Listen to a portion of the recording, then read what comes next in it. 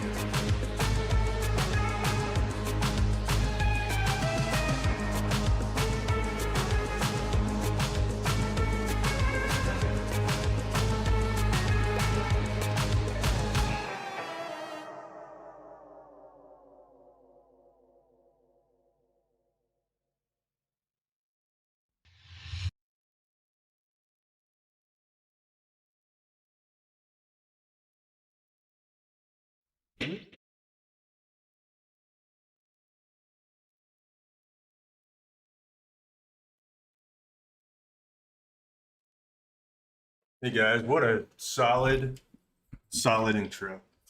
Let's see, let me turn my background music back on. Let's see how loud it is. Is it gonna work? Seems like nothing's really working today. Story of my life. Story of my ever-loving life. Don't know why, but it's cool. It's like super cool. Just chatting. But I want to bring some music in, so I'm going to bring some music in real quick. I'm going to make it real low, though. You know what I mean? Let's see. We're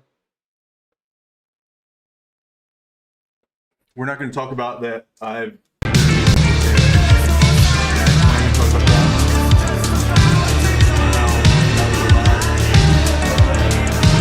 Certainly, nothing works. I'm pretty sure.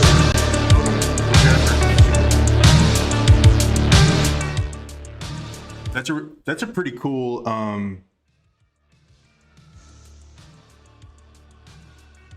okay, sorry. That's a pretty cool feature of the OBS software where things just come in at the loudest possible. I love it. Let's see, let's do a chat test. I'm gonna talk to myself. Chat test. And it should show up right there. Oh, that's cool, man. That's super cool. Except for I don't want it to say restream chat. I want it to say, damn, but we're not gonna worry about that. I'm not gonna worry about it. I'm not gonna worry about all the things that are suddenly wrong as soon as I turn on the recording thing. I'm gonna say though, you know what it does? I think it makes me a little bit religious. That's what it does, you know? There's a lot of people like, you know, where Nietzsche said, right? God is dead, we killed him. What do we do now? Pretty much. I don't know. It seems to me like there are still strange forces at play in the universe. I mean, what else would explain this? I mean, I'm serious that I've been preparing for this all week. I got all my shit ready. Got my shit ready yesterday. It's done. And 10 minutes before this, it's like there's a cosmic joke being played on me. It's like I'm making up for some past transgressions. Anyway, I'm just loosening up the vocal cords. All right. I'm putting on my rose-colored glasses because today is the love stream. Okay, I hope you can hear me. We're gonna turn that music down just a little bit more. I've got my rose-colored glasses on today. It's not because I think I'm cooler than you. Although, I mean, there's a 50-50 chance, right? Let's be honest. No, actually, that it depends on what room you're in, right? In this room, I'm the second coolest person. I'm here alone. Second coolest person in this room. Today is the love stream because yesterday was Valentine's Day. They call me Romance Dan. So I thought, why not do a love stream, right? And as soon as I started thinking about, hey, we'll make the theme of this stream love, you know what I mean? As soon as I did that, the song Love Street by The Doors started looping in my head. And so for the last 2 weeks, I've had the song Love Street looping through my head. And I was gonna play that at the beginning of this instead of Sea of Love by Cat Power, which, by the way, hopefully, I mean, I know that I'll probably get a little bit of a copyright deal for that, but I think it's totally worth it. I'll cut it out of the VOD. You know, ever since I started doing these streams, I totally get it. I totally get it that people want their money for their copyrighted material. I'm not trying to stream a pay-per-view fight or something like that, you know. But I will say that coming from the world of the mixtape, where this is where we communicated, this is how we communicated to each other, you know. Not only people that you were trying to tell them you liked them, right?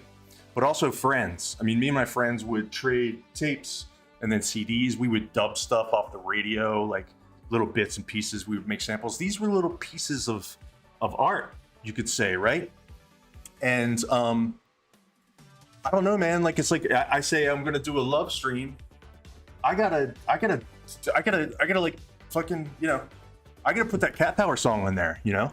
It's nothing against Matador Records, or I'm not trying to take money away from anybody. I just, like, you know, I just gotta express myself. Especially the love stream. Why not play one of the best love songs? And not Love Street by The Doors. It's one of their worst songs, I have to say. Did you know that is a B-side for Hello, I Love You? You know that song? Hello, I love you, won't you tell me you're there? Right? It was the B-side on that 45. 45s were these things that were about this big. They'd have one song on one side of them, you flip them over, and they'd have another song on another side of them. And then you would put them on this machine that had a little reedy needle on it. It was a magic little needle. Read the grooves, and it would make noises. Excuse me, I need a cough button. I don't know, maybe one day I'll be professional enough for that. So the stream has started now, right? I've got a few things kind of lined up, I guess you'd say. Mostly, like usual, we're gonna be painting, we're gonna be talking. If you're in the chat, please don't be afraid to say hello or lurk if you'd like. The prompt for today is, tell me about your love. Tell me about your love stories, okay? I wish I had a call-in thing, you know? That'd be cool. Maybe I'll do that someday, where people can call in. That'd be kind of cool.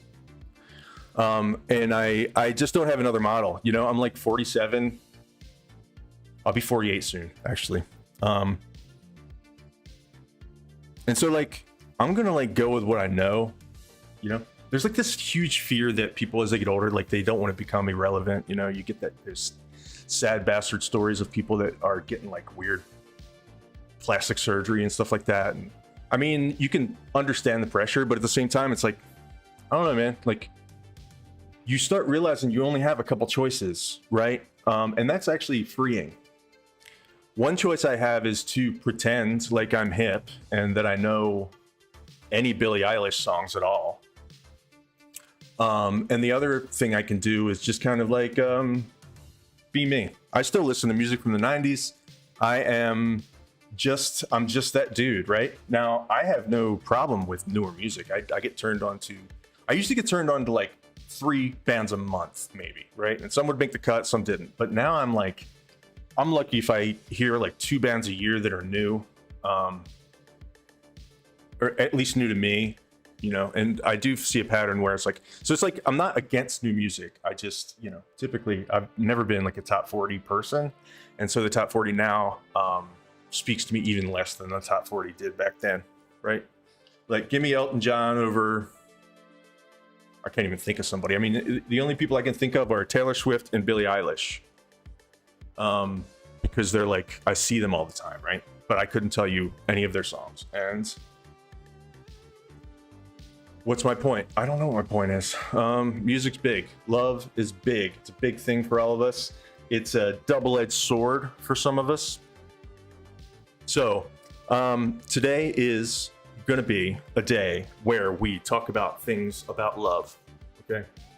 And I don't know where to start. I can start with, well, first of all, we're going to do a warm-up. I don't exactly know what it's going to be yet, but I thought that for the painting today, we would do a little game to do a mashup to see what happens. And I'm not the kind of person that can finish a painting in one stream, or will, but maybe we'll do a rough. Maybe we'll do something and we'll think in such a way where we try to get it done today. Now, obviously, I'm in a run in my mouth kind of mood, okay? Because the intro is supposed to last 10 minutes. I was supposed to set a timer. That was another thing that was messing with me. Like, I've got these timers set up on my stream deck, so I don't know. I mean, like, it's like on one hand, I want things to be spontaneous for the stream, right? On the other hand, I'll go off the rails, man. Like, I'll stay on this one the rest of the day. I'll tell you about every ex-girlfriend that's ever hurt my feelings, you know? And we don't want that, right? Like, maybe we do, I don't know. But this just kind of keeps me on the rails a little bit. And so I've got timers set here, right? And on my stream deck, I wish I could show you, but I can't. It's a thing with buttons on it, and you can do different stuff with it. You can program it to do different things. Like, I can switch to the painting scene, and I can switch back like with these little buttons. And also I can reroute the audio, right? So I can make timers that you can't hear. Like, if you hear this, then I did it wrong.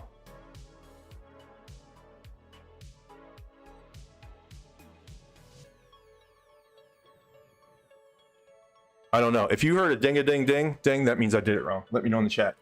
But I heard the ding-a-ding-ding, and that means, Dan, wrap it up. Next segment, you know?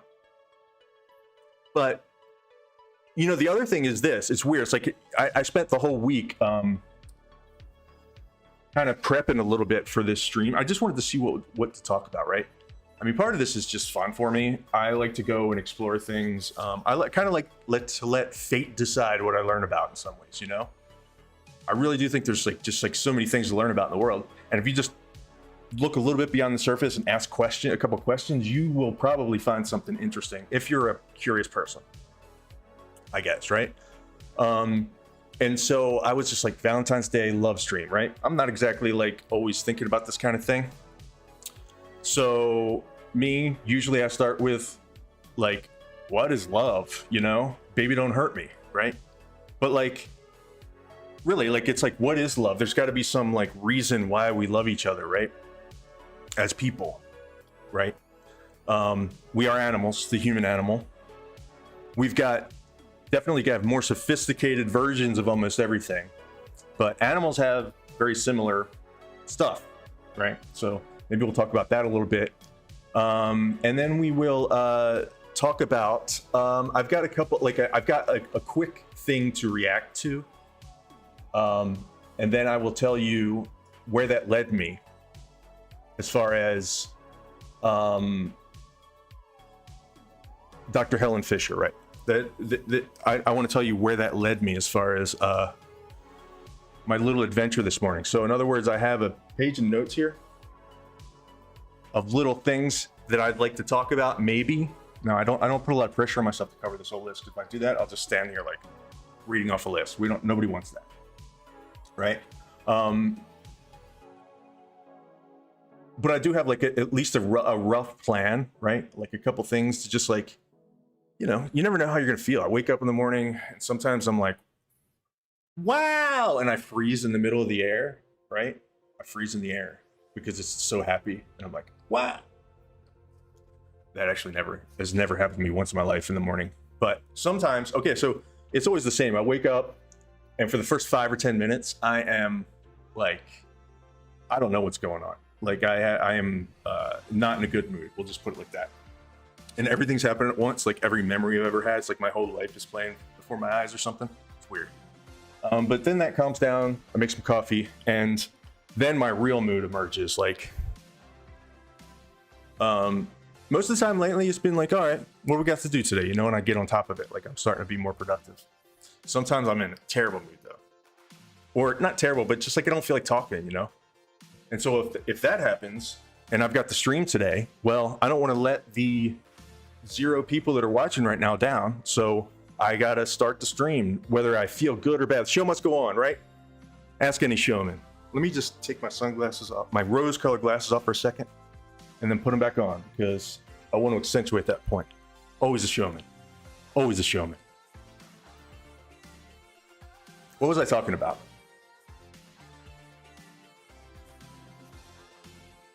What the fuck was I talking about, dude? Oh my god.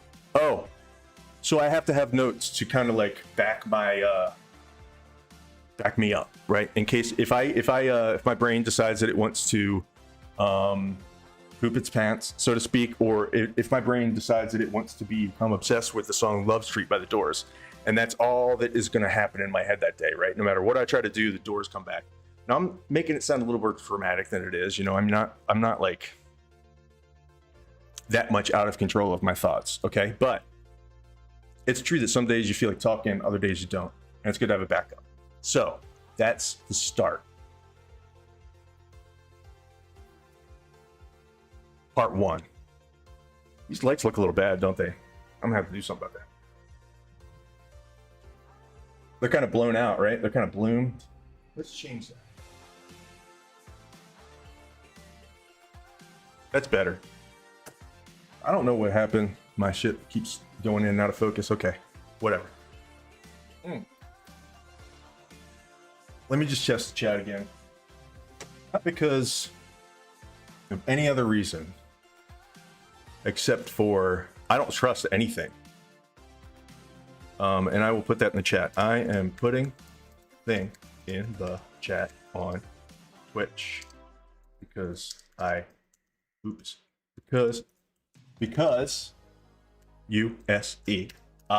trust, all caps, nothing.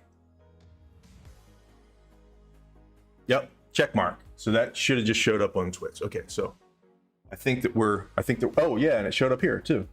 Cool. Yeah, that's right. I forgot I did a chat overlay. Man, it's been a week. It's been quite a week. Like, it's been such a whirlwind that I like don't even remember that it's this cool chat overlay that I did. All right, so now here's what I'm gonna do. I'm gonna set a timer for 5 minutes, and I'm gonna talk for 5 more minutes, and then we're gonna go to the festivities, right? Because I do have a point. And it started with, what is the science of love? Like, so I was just like, you know, and I came across a researcher, Helen Fisher, who is a researcher. She researches love. She researches the brain and love, right? And, yeah, the chemicals behind it and stuff like that. Now, today's going to be an emotional roller coaster ride. I'll tell you right now. Okay, and so just bear with me. All right. Just like life, it's going to have its ups and downs. It'll have, you know, things over here, the smiley face, I don't even know what emotions are called anymore. But see, here's what we're going to do. We're going to talk about this. Excuse me. I'm sorry. Which one? Yeah, I want to do the one that I'm not logged into, because y'all don't need to see what YouTube is suggesting to me. All right, so we're gonna start out with this. We're gonna do it on 2x, and we're gonna start out watching this little video to kind of prime what we're talking about today a little bit. Actually, this isn't the best one, but I just want to give you a little taste of this little deal. What is this? Is this it?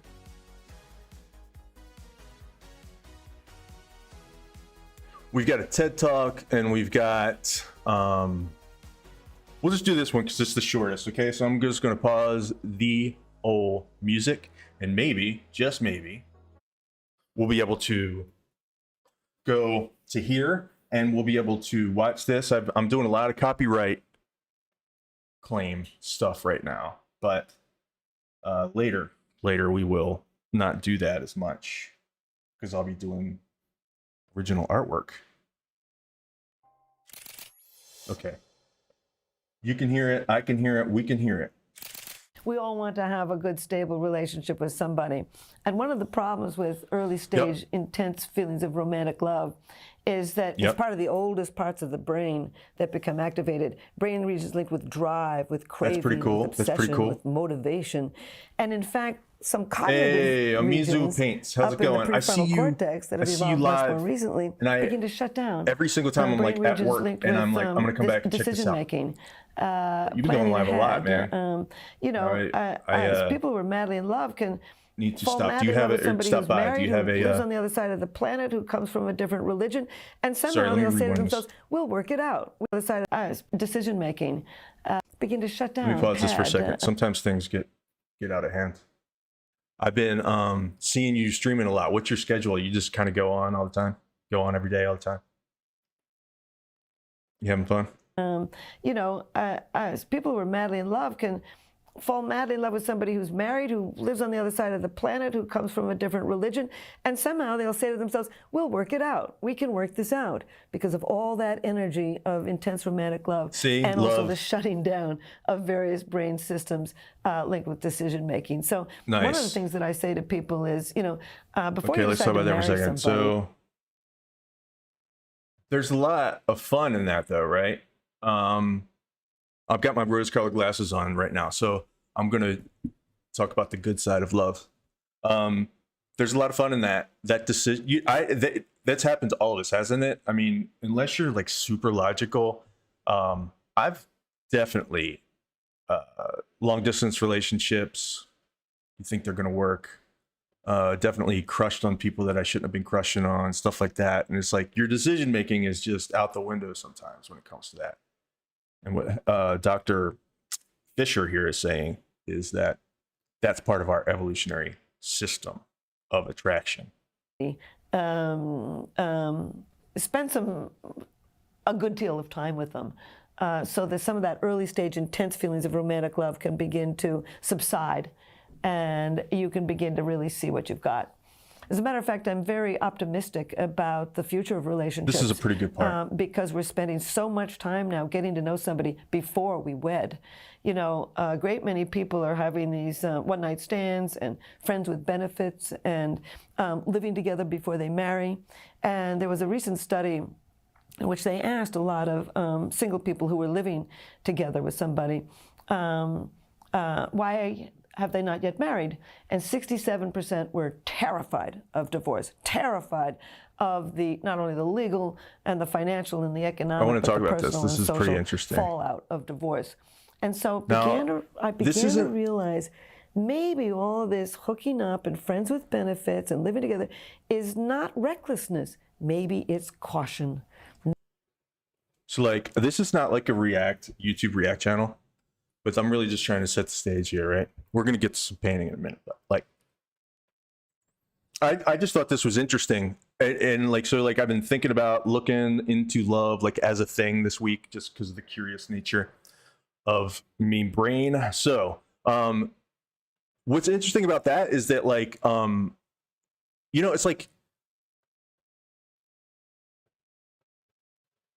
again, I'm 47, pushing 50. I mean, I've got some time, but and so like I'm kind of a little bit old school in some ways, and so like, the world has always had people that were like just like kind of hooking up and easygoing when it comes to like that stuff, right? I mean, look at the 60s, 50s, whatever, right? So hooking up before marriage is not a new thing, but it's definitely like just the common thing, right? At one time there was at least like trying to be a taboo about it. I don't know if it's still around or not, right? And so like, a lot of times this is painted as, now I'm not going to judge either way. I think there's probably some bad sides to being, sleeping around. So there's some bad sides, of course. There are risks. There are, it depends on the reasons you're doing it, right? I mean, if you're doing it because of some kind of feelings of low self-worth, but that's beside the point. The point is that what Dr. Fisher here is saying is like, this might be a part of our kind of like our evolutionary process, right? Like 100 years ago, there was no sex before marriage. You'd get kicked out of town. And so you would get married first and then you would fall in love, and there are benefits to that too, right? Like arranged marriages, I heard that like culturally arranged marriages have been forever, and they say that they have like a pretty high success rate as far as like going the long haul, right? Like, and again, that's against our romantic feeling of love, our romantic idea of love, but romantic idea of love is relatively new. So there's like the hot, right? There's the like, you're attracted to somebody, and that's like this really deep part of your brain. And then there's the, this person is somebody that I can trust enough to raise kids with, right? Because, and that's, again, us as animals, that's what we're doing, right? And so what Dr. Fisher here is saying is that maybe this hookup culture thing, even though it everybody feels like it feels nasty, maybe it's just a natural reaction to two entire generations being raised by single parents who are divorced, who are like, you know, I mean, let's face it, divorce isn't super fun, right? So, okay. Maybe singles are trying to learn every single thing they can about a potential partner before they tie the knot. And sometimes, though, they just like to go out to the club. You know what I mean? Now it's the finale. And I get a think little that action. is very positive. As a matter of fact, I work with Match.com. I'm their senior, their chief scientific advisor.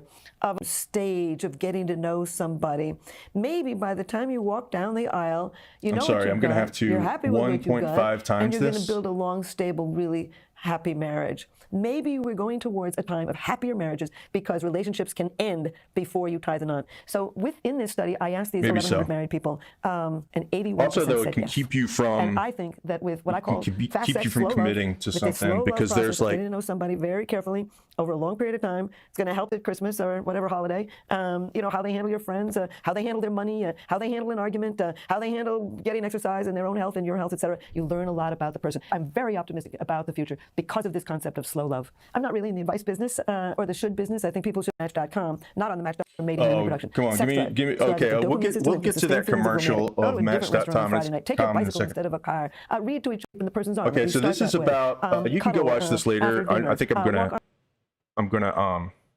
I'll just put this in the chat for further reading. If you want to go check that out, this is a super. Helen Fisher is very. Well, this is her whole thing of research. I'm not going to watch this. I just want to put this one in the chat too, because this is good. This is a TED Talk by her. Now, this morning I went on this little tear, right? Like I had notes all week about this, and actually, before we do that, let's do this. Let's talk about some art. All right. So what I have here is I have the wheel. I have the wheel, right? And so on both of these sides of the wheel.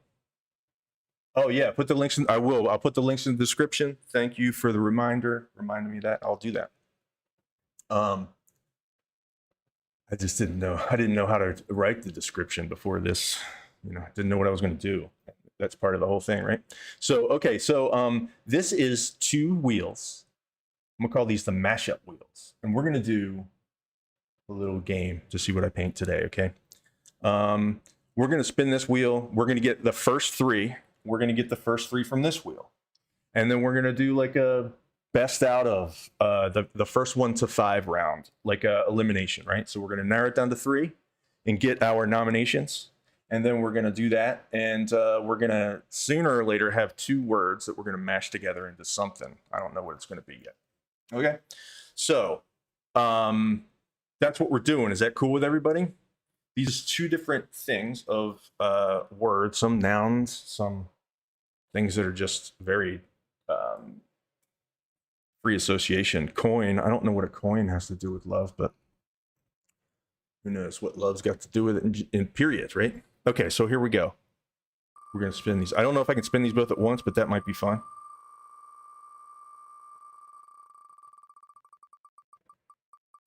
Window, glance. Okay, window and glance.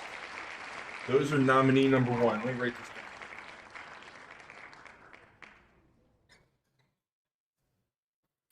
Those are the first nominees, okay? So we're gonna remove those.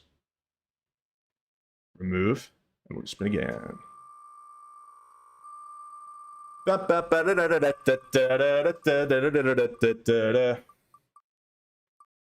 let's turn the music back. You'll have to forgive me. I'm not very good at thinking about one thing at one time. Is that music playing or what? It's not. All right, I'll fix that in a second. Veil and souvenir. Veil. Souvenir. Don't even know the meaning of the word souvenir. Now, these two words do not have to go together for the final. This is just good. These are just the finalists. All right, one more time. Yeah, The Price is Right. Man, I used to love that. I don't know if I loved it or not. Kind of in one way, it kind of reminds me of like being home from school and bored, or just bored, not outside, right? But on the other hand, I used to like the wheel, and I like that Plinko one where you like drop the coin at the top and it goes doink doink doink doink doink doink doink, and then it hits the bottom, and there's something involved with tearing paper, so it was just like very good. So story and fear. None of these have a whole lot to do with love, but that's the fun, right? Story and fear. I don't know. Fear? You're afraid in love. That's definitely part of the equation. Okay, so we're gonna close. We're gonna take the finalists. We're gonna take all these, throw them out. Take all these, throw them out. We're gonna do window, veil, and story over here. Window, veil, story. Okay, and then over here we're gonna do glance, souvenir, and fear. Glance, souvenir. Don't know if that's spelled right or not. Who cares? Fear. All right, here we go. All right, so this is a three-way tie. So we're going to say best out of 5 over here, or first one. What is it? Let's see. Actually, we'll do it like this. Let's see. So a tiebreaker. Yeah, we'll do best out of 7, and that means that the first 1 to 3 on each side wins. Okay, so, and I'm only going to allow this to last for 5 more minutes. Let's go. Here and here. Isn't that the Price is Right thing? Okay, veil and fear. That's 1 and 2. Are we keeping? Do they keep score on here? I don't know. I'll just have to. Veil 1. Best first to 3 on both sides will be the winner. Oh no! Shit. All right. Veil. And what was over here? Fear. Just pick. Fear. Okay. All right. What is your vote? Let's see. I know I wanted to make this a long game, but this is possibly a long one, right? This is a long game. Story and fear. Fear has come up twice, so we're just going to say fear is the winner over here. And we will close, and then we're going to just spin one more time. First 1 to 2 here.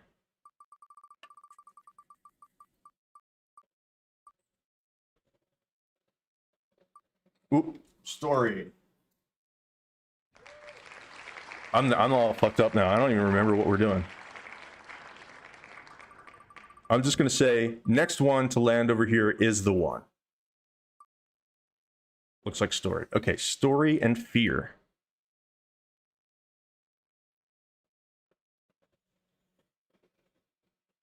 Story and fear. Not much coming to mind for love right away. I'm just going to start sketching.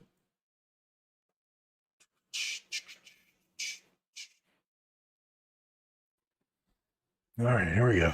Let's see. Let's do a new 30 by 30. in case this is the best thing I've ever done.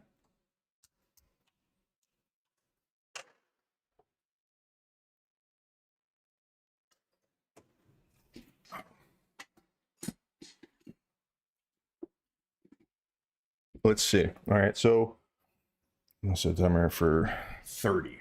Actually, no, I'm gonna set timer for. I know this is crazy with all the timers and stuff, but I'm gonna warm up. I'm gonna warm up for a little while and just F around. And that's what we're gonna do.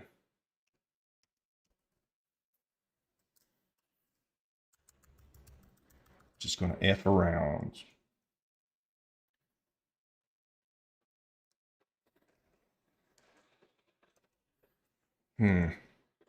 I mean, fear is my thing, right? Fear is like, horror movies, but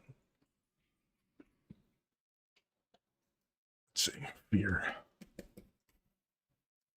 story. You know what else I want to do today? I was thinking, I really like the color palette of the thumbnail for today. So I'm gonna use this, I'm gonna say copy, paste that in here.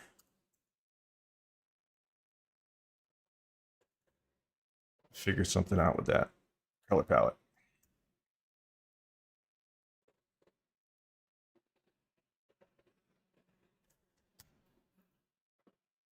All right. So Helen Fisher. I don't know why I keep thinking Helen Lewis. That's okay.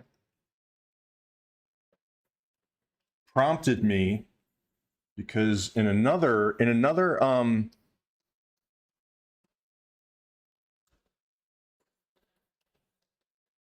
video, she's like talking to Google or something, right? This other video, she talks about how the actual chemicals that are involved and how they tie to kind of like personality types, right? Man, this is, you know what I think this is?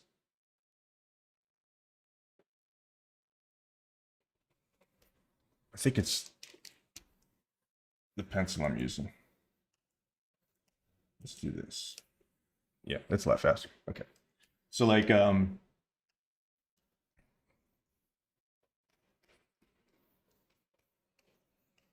story's hard. Story's a hard one. If anybody's got any suggestions, please throw them in. And Amizo, am I pronouncing that right? Amizo.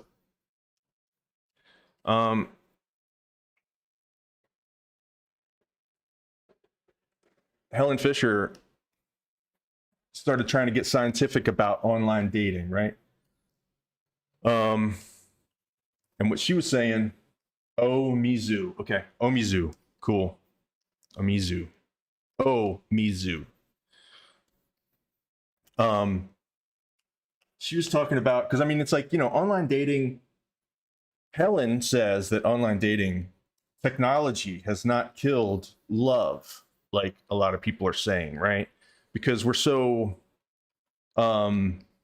ancient, right? We're talking about such an ancient part of our brain of like who you decide to, or who these things that are going on in our heads.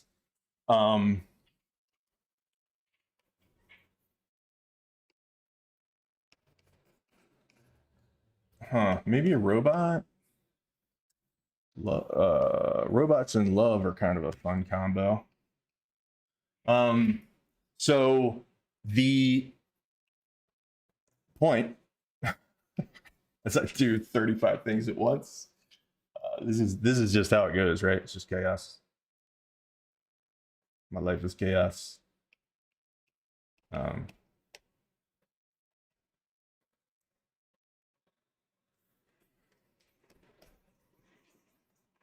She started a website called chemistry.com. Okay. And they're a subsidiary of match.com, but who cares, right? But so, I mean, it's kind of like, she's like, well, love isn't dead. Online is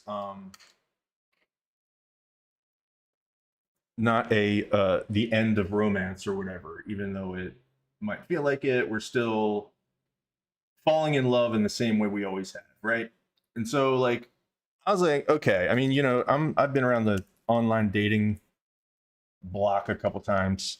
And it sure as hell doesn't feel like, you know, the same way that I'm used to. So anyway, I went to this site because it's like, you know, she's a scientist. She got this down to a science, you know what I'm saying? And hold that thought. Let me BRB.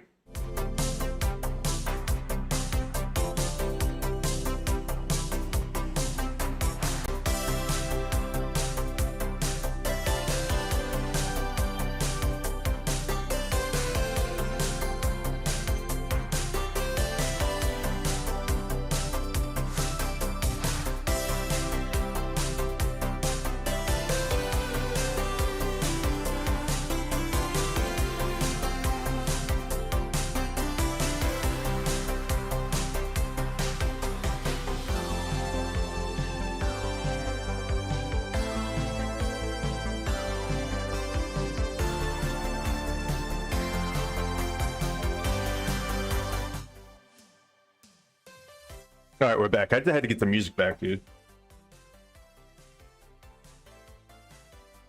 Let me know if it's too loud, too quiet, whatever.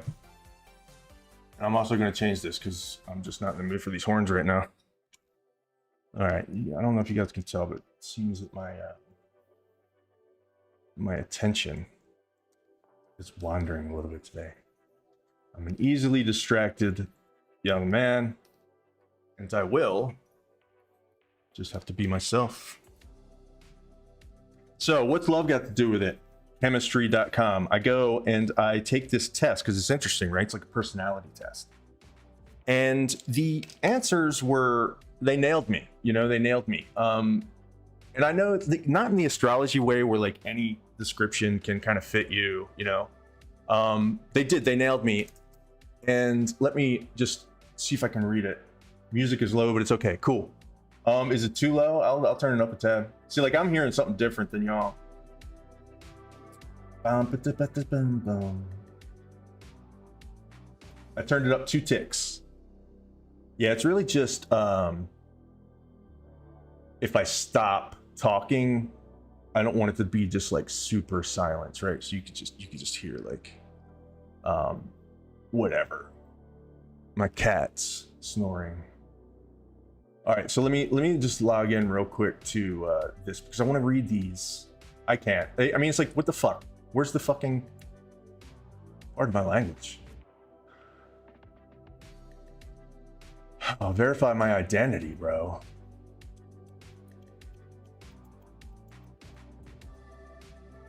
Chemistry.com. You have exactly 3 seconds to start working right.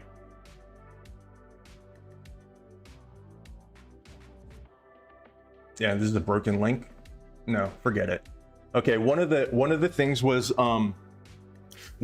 there's like two personality types. You have like a primary and a secondary, right? So like the first one was negotiator, which means that I am like empathetic, right? I kind of want to find middle ground, but I'm also, you know, creative, able to put things together, stuff like that. And then the second one is the what was the second one called? This is why I wanted to look it up, because the second one was called the freaking amnesia patient. That's what it was. It's not the point. The point is it had a pretty good bead on my personality, right? And then okay, story could be a book, right? Story could be a scroll. Be anything really.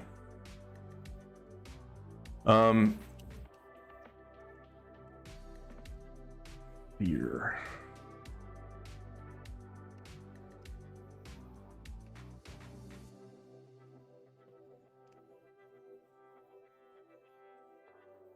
So of course, after you find out what your personality is, you're like, oh man, okay, so.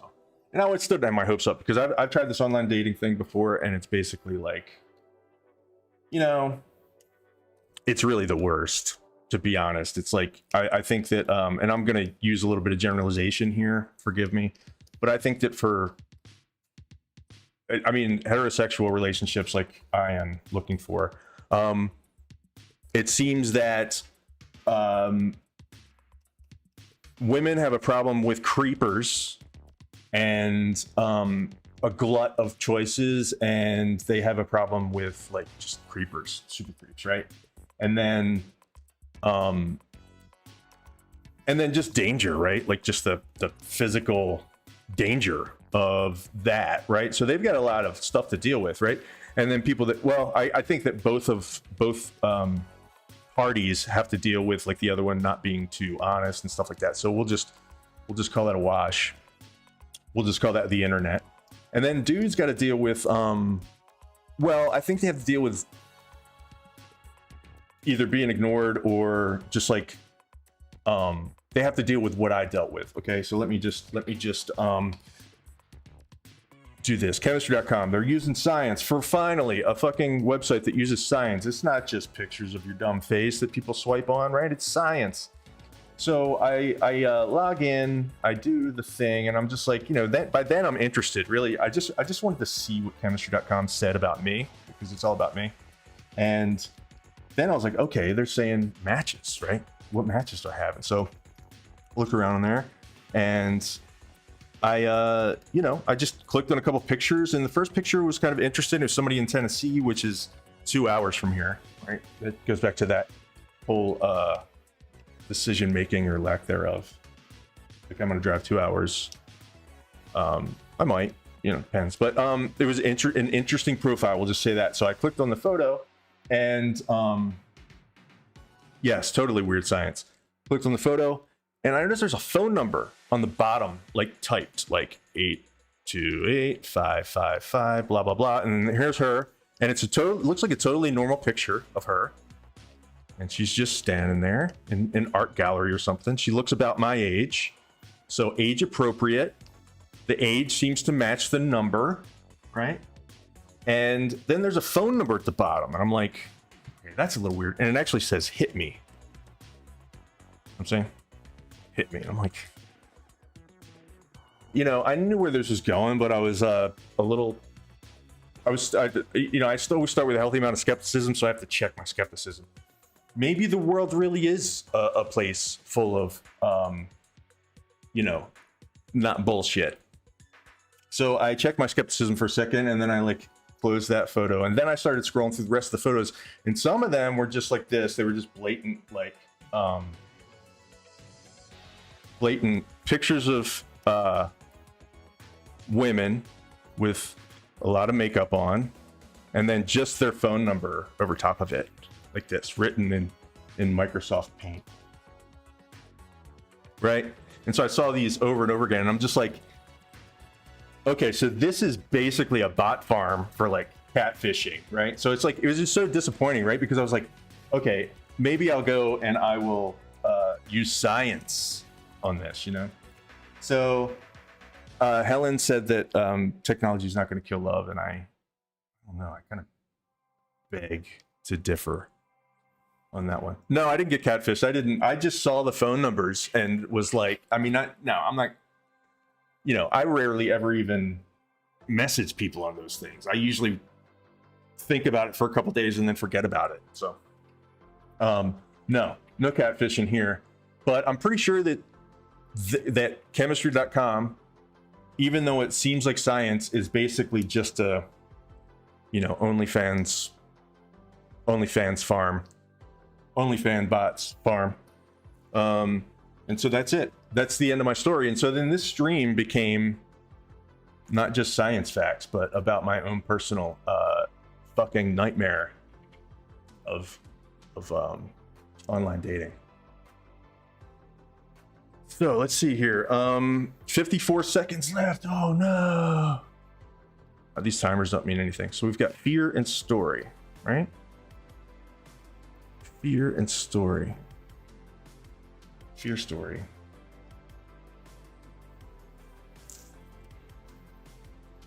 So, I don't know, I'm just gonna start messing around. and we'll figure out a way to. So far, I think I want to do a robot because that's fun for love. And then I think for story, maybe I'm gonna put a book in there. I'm just thinking objects. I don't know. I'm just trying to figure it out, man. And then we'll tie it together at some point. Fear. I don't know how to use fear yet, but I'm sure that I'll figure out a way to make it scary or something.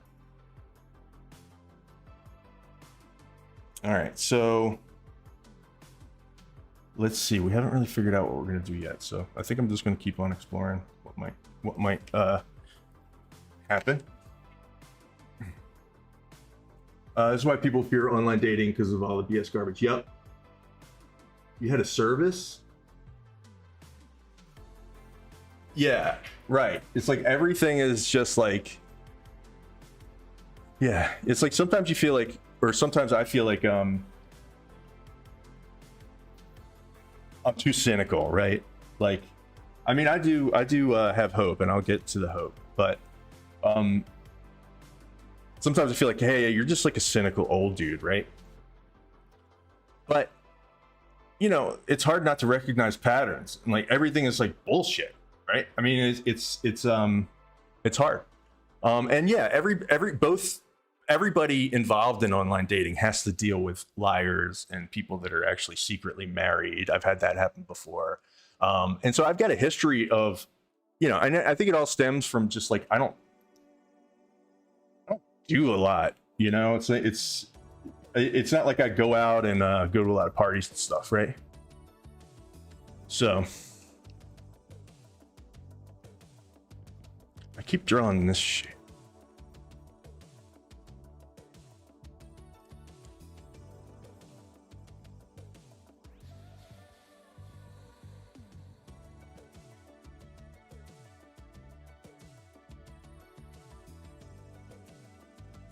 They didn't want you because you didn't make enough.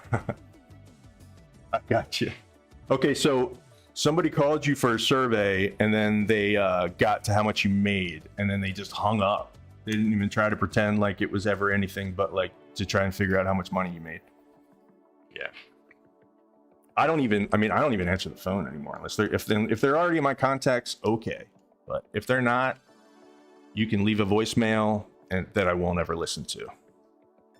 And that's actually only done me wrong one time. It was like, and it wasn't even did me wrong. I just got a message later than I would have liked, which was somebody giving me a call back about a application to move into like a gallery, you know, an artist. And they called you. Did they know you were an artist first, or are they just hitting numbers?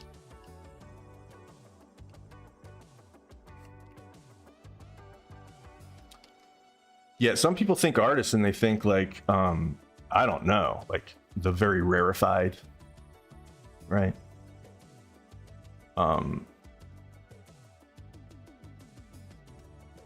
Actually, I don't know what people would think now. You know, Picasso, I guess. Yeah. Assume everything's a scam nowadays. Yeah, it's hard, you know. You don't want to. It's because negative experiences definitely like stick in your head more than positive ones do, right? So like, there were a lot of times where I answered the phone and it wasn't a scam, but I don't remember those. All it's got to take is for me to have like 2 things that piss me off, and I don't answer the phone anymore at all. Actually, that's a bad example because I'm going to say that I think that the majority of phone calls now are just bullshit, you know. So anyway, what's this got to do with love? And almost every time I say that, I'm gonna start thinking about that Tina Turner song, "What's Love Got to Do with It?" My newsletter earlier in the week, I talked about that song. And actually the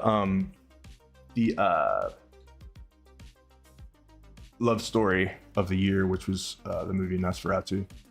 I almost did a Nosferatu painting today, and I still reserve the right to do that. I'm not going to put any pressure. Pressure is the enemy of having a good time on this stream for me.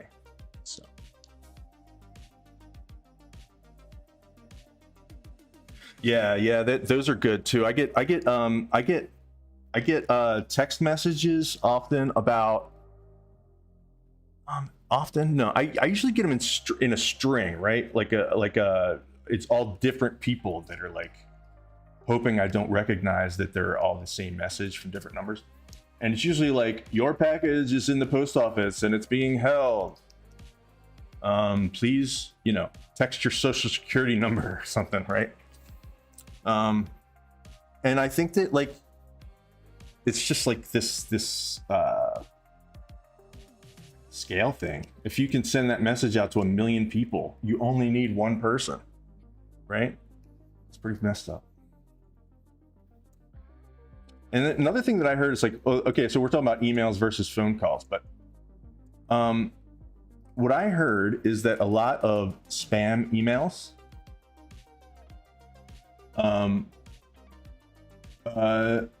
nah, it probably doesn't have anything to do with that. I mean, I don't know. The thing is this is just a thing as old as time. People are just always going to figure out a new way to do the con. Something for nothing, Certainly not nothing new. So, what was I going to say? Oh, the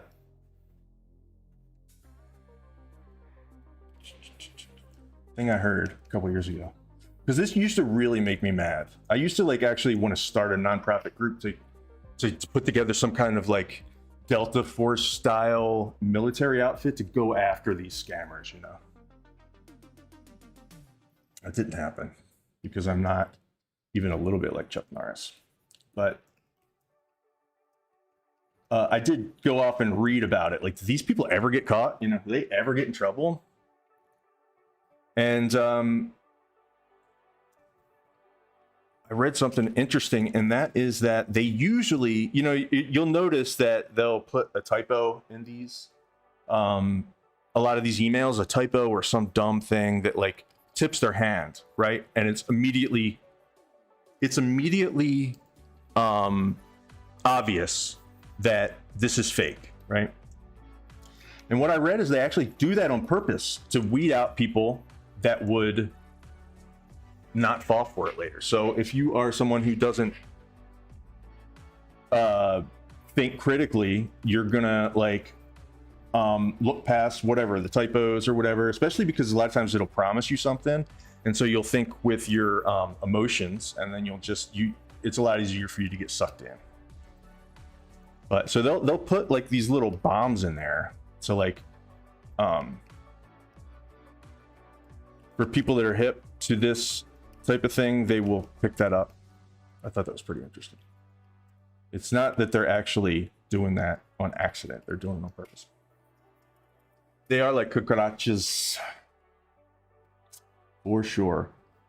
They never go away completely. I mean, it's just a new thing, and like it just sucks, man. It just sucks that we got to do this thing with the phone where almost everything is BS, and so you can't really trust a phone number at all. If they're not my contacts, I don't answer.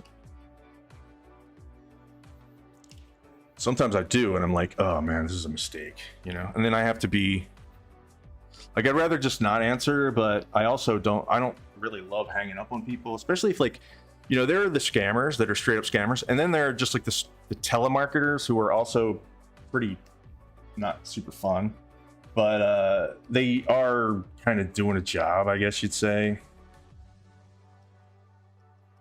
I don't get that as much anymore, but at one time this was like a job someone could have is in sales, and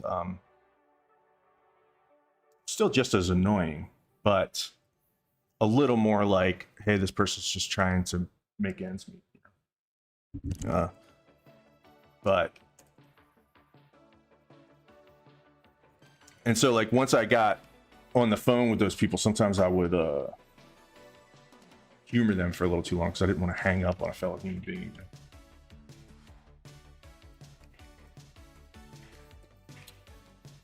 I'm still doodling what I'm starting to feel something happen here, like a little bit of a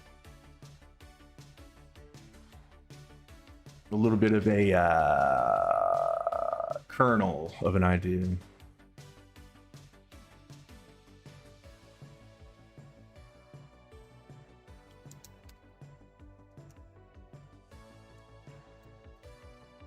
A little bit of a kernel of an idea.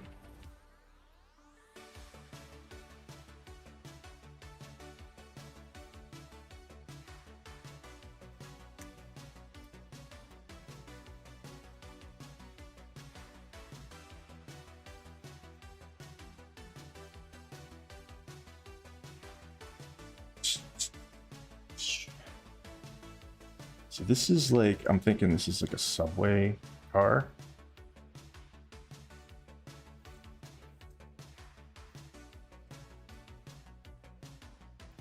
And now what I'm gonna do is, I think I'm just gonna mash this up for a little while.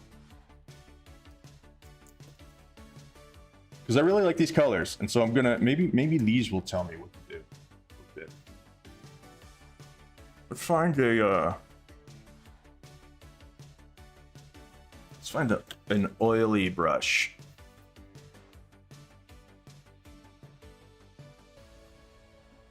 Oil paint Dan. Okay. What is this? Is this some day previous where I named a brush after myself? Yeah, we can't use a mixer brush. This canvas is too big. We're not gonna sit through that. All right. You know, might not be able to use a brush that we want. No worries. Let me. Oh Jesus! All these like oily brushes are just gonna make this thing. You know what I'm gonna do? Here's what I'm gonna do, guys. Bear with me a second. I am going to change this image size to small for a minute, and then if it's you know, once I get to a certain point, I'll probably make it bigger. Right now, let's just do 8 by 8 inches and give my computer a little bit of a breather.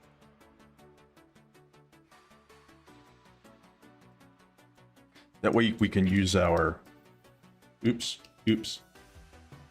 Still not great, but better.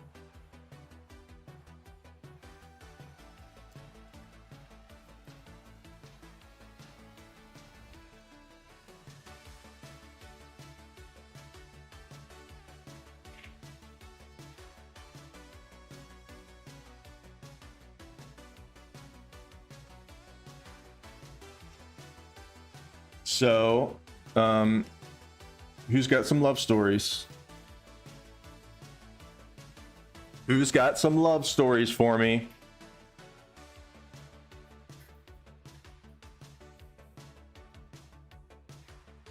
I'll tell you some more Helen Fisher facts, okay? So there are 3 chemicals. There are 3 stages of love, kind of. We're talking about, like, you know, pure furthering of the species love, you know what I mean? Because obviously we fall in love. I don't know, if you want to be real scientific and cold about it, it's like, you know, it's the whole thing is to make more of this, right? But we got this thing where, like, you know, we want to be in love because you got to spend a lot of time with somebody if you're going to be raising kids, and it's much better if there's 2 of you, you know. And love isn't just romantic love, it's also like just the straight up bonding of love, right? Come on, man, there's got to be a fucking brush in here that it doesn't make me want to. All right, I'm just gonna go to my faves and do an old I could do this one, or this is usually not that big of a deal to me. All right.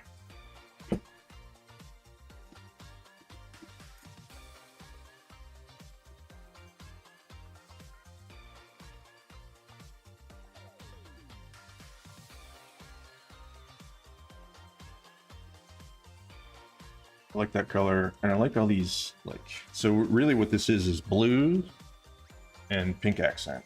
So we're gonna do like a monochrome. I'm just gonna fuck all these. Go. Do like it's purple. And this, so we're gonna just stick with this kind of like bluey hue, and then we're gonna do pink as next. So what was I gonna say? There are 3 levels of love. Forgive me if you guys don't like facts, but we're doing facts. We're doing facts, y'all. Lust. Okay, testosterone is lust, and it drives that quick physical attraction, right? There's definitely a difference between the different kinds of attraction, right? There's like hot, and that is something that's like kind of like your genes and their genes are kind of like, for some reason, you know.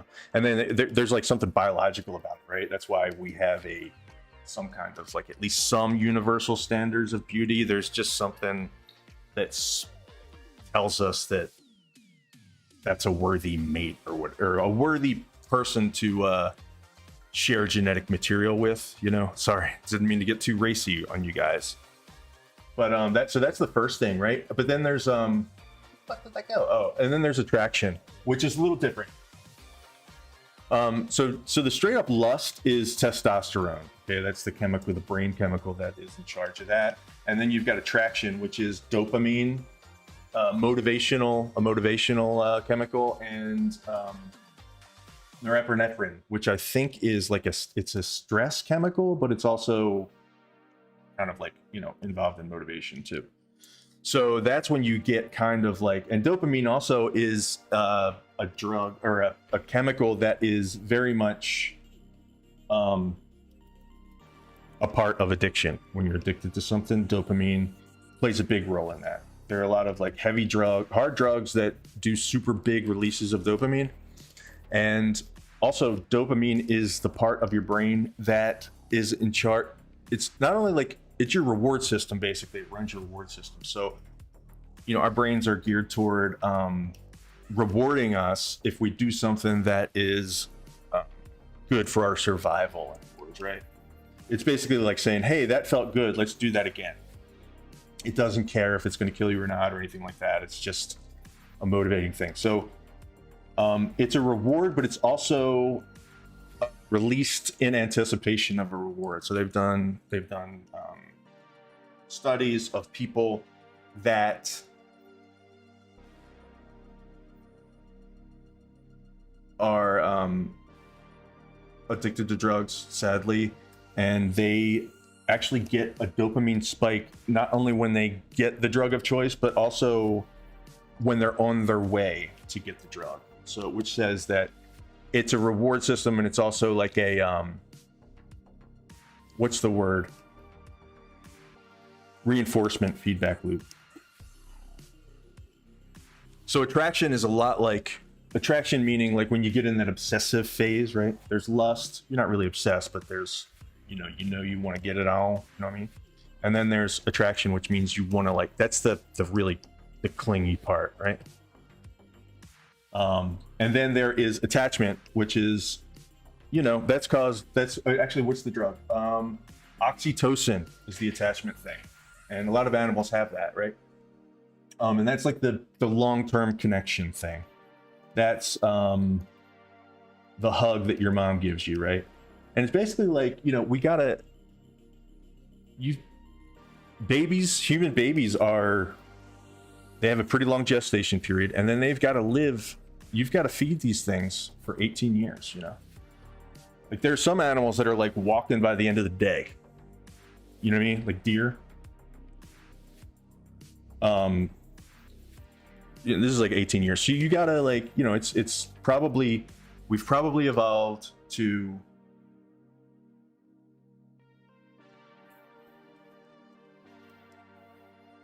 think in those terms, especially females who carry babies and are like, you know, I mean, the dude can bolt, can he?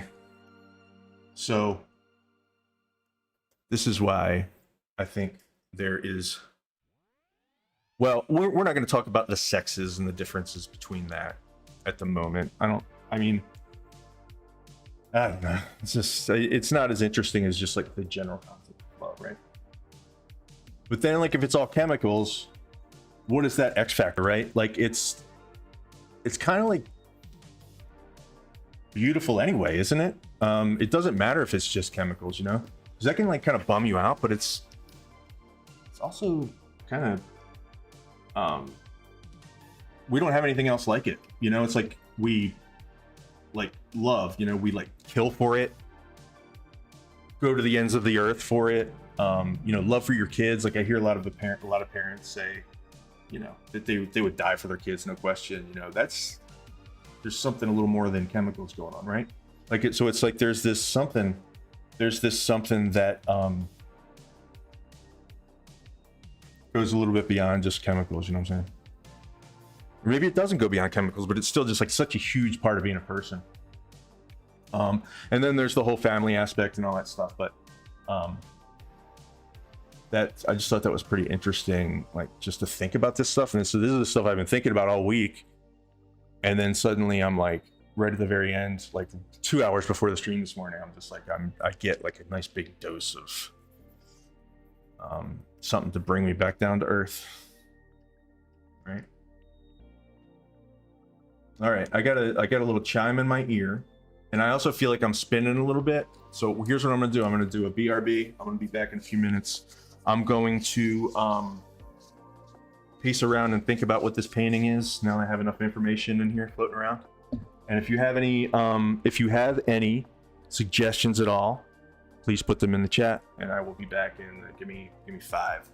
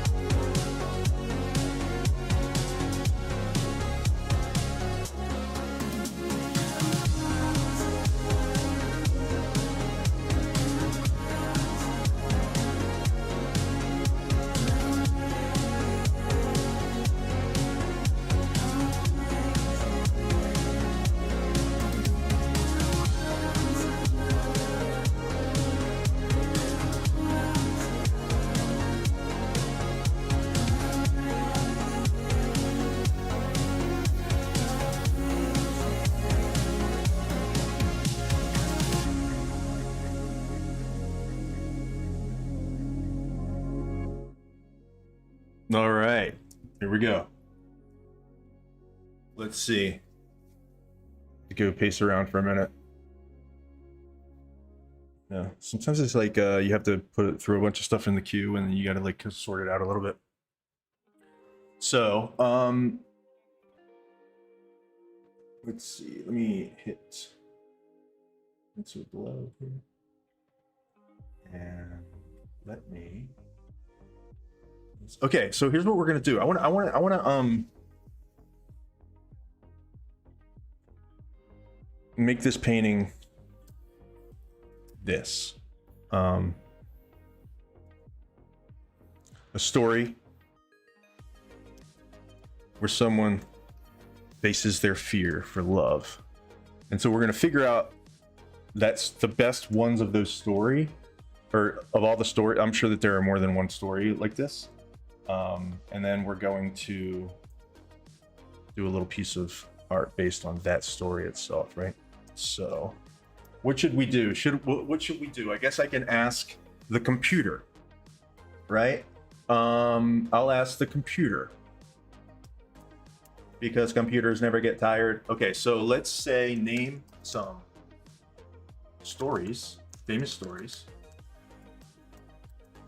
where someone faces their fear or love. And that can be family love or romantic love. Either one. Give me 10 choices.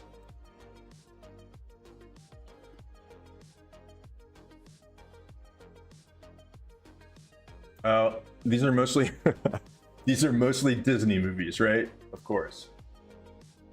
Okay, so we have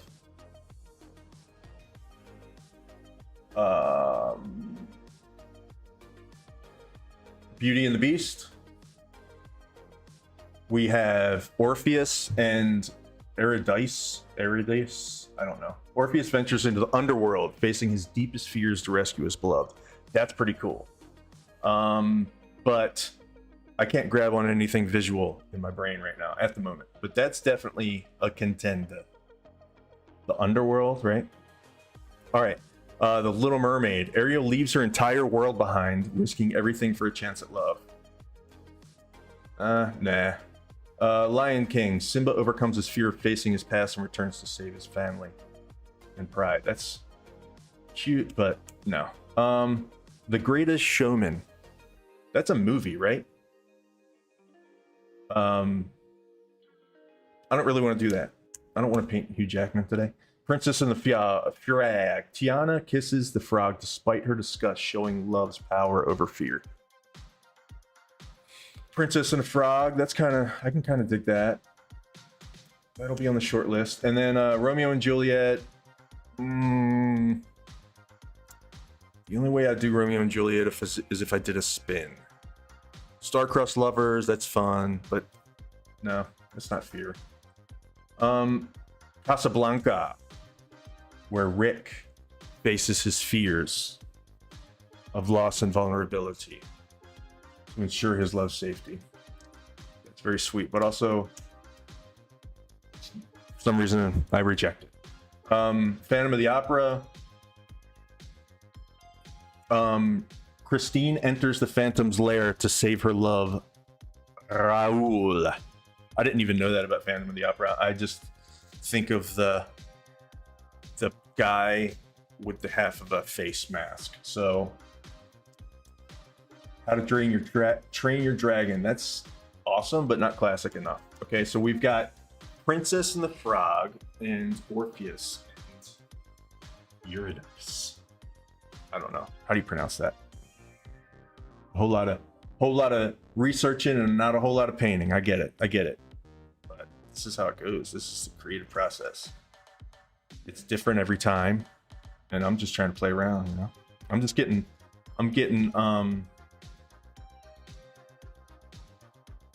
I get a lot of fun out of the process.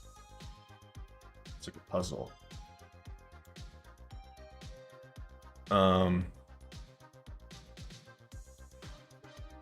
But so we're gonna get rid of that storybook. And we're gonna have to, I think we're gonna have to, just very quickly, I'm gonna find the shortest YouTube video about Orpheus, the story of Orpheus. The story of Orpheus. I always liked Greek history. I'm sure that's Greek, right? I'm not going to even... Okay, so the myth of Orpheus and Eurydice, it's a TEDx talk. It's 4 minutes long. Sounds pretty perfect to me.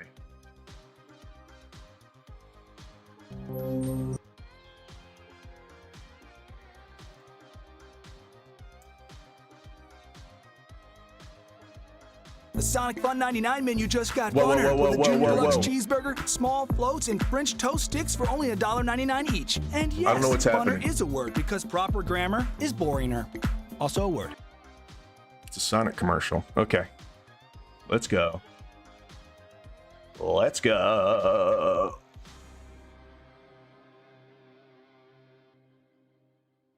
One day I'll know how to pause music. Here we go.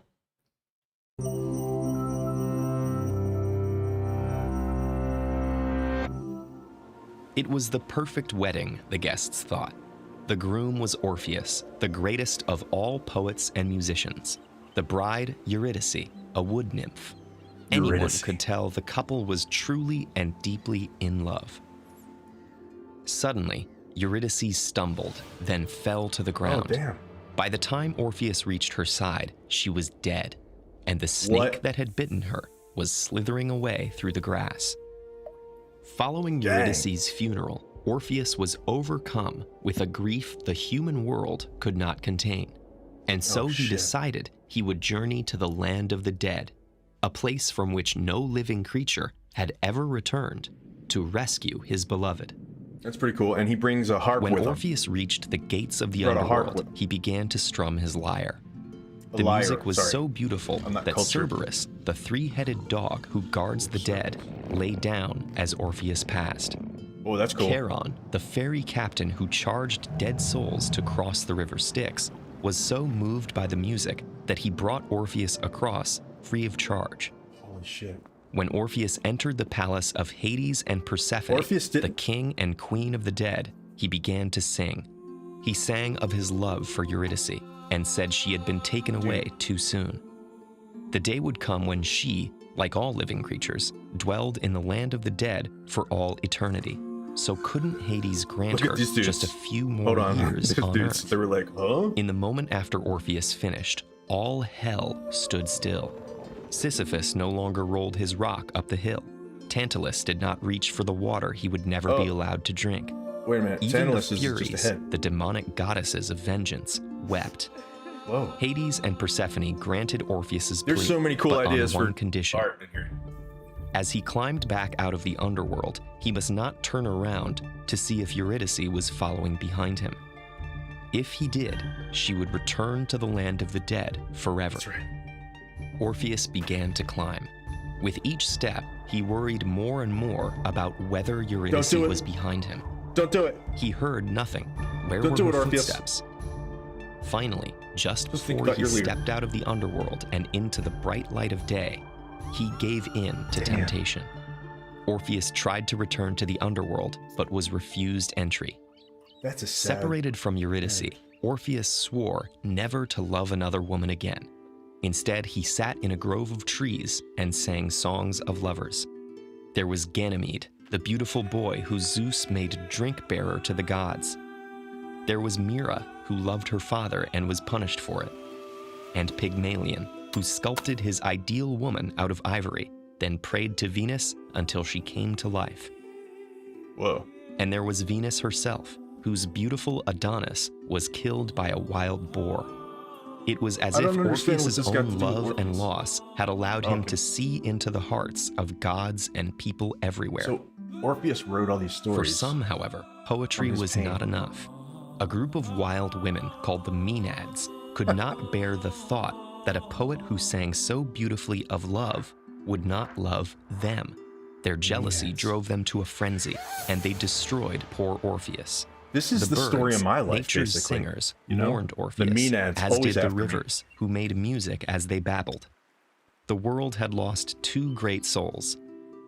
Orpheus and Eurydice had loved each other so deeply that when they were separated, Orpheus had understood the pain and joys of lovers everywhere, and a new art form, the love poem, was born. Holy While the crap, world guys. wept, Orpheus found peace and his other half in the underworld. There, to this day, he walks with Eurydice along the banks of the river Styx. Sometimes they stroll side by side, sometimes she is in front, and sometimes he takes the lead, turning to look back at her as often as he likes. TED Ed is a nonprofit. If you value Right. our work, please consider supporting Okay, I it gotta on put this in here, too. patreon.com/TEDEd. Listen, guys, I don't have a heart. Okay, I was born without a heart. Like the was that the scarecrow? Yeah. I was born without a heart, and that even made me get a little bit of goosebumps. You know what I'm saying? And put this in the chat.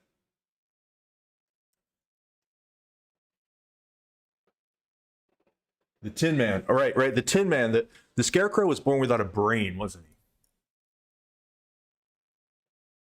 The Tin Man. So they call me the Tin Man. They do. I'm not trying to like take anybody's thunder, you know. Go check out Anton Bogatti's work. That's a really cool. This was a really nice story, wasn't it? I liked it. It's got everything in it. It's got hell, death. It's too much. It's too much. Right, and then the lion was he didn't have courage, which is not a body part. You know, the Scarecrow. Yeah, the Greek writers, man, they're really good. So, how are we gonna do this? I mean, I don't know, man. It's like I feel like I need to take a nap now. Shoo.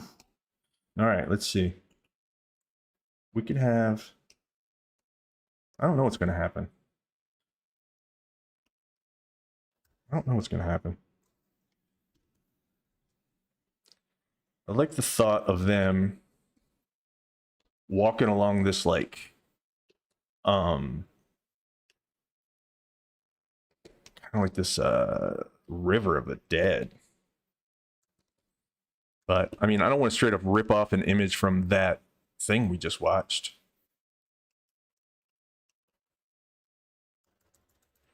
What are these mean asses? Is that what they're called? The meanites? The mean asses?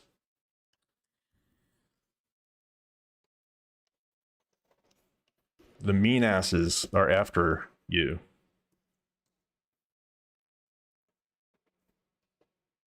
Oh, let me turn the music back on. All right, here we're gonna go. We're gonna do it. Set a timer so I don't get too off track.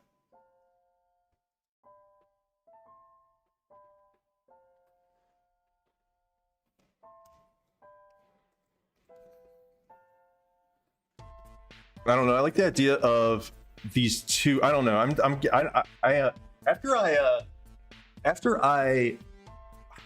mean, it's hard to be cynical after hearing that, right? It's hard to kind of like take the piss out of love after hearing that story. I'm trying really hard.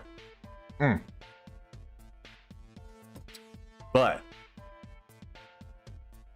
usually I usually do you know, usually there's something tongue in cheek about my pieces, but I'm not gonna like put any pressure on myself to do anything here. The idea that I have right now is two people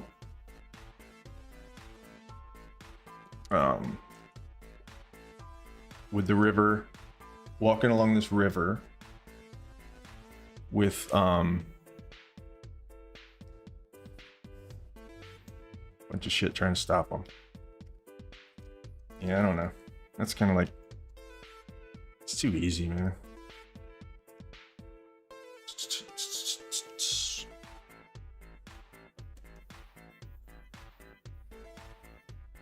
All right, I'm not far enough along to do colors yet. I'll bring the colors back into it after I get a composition idea.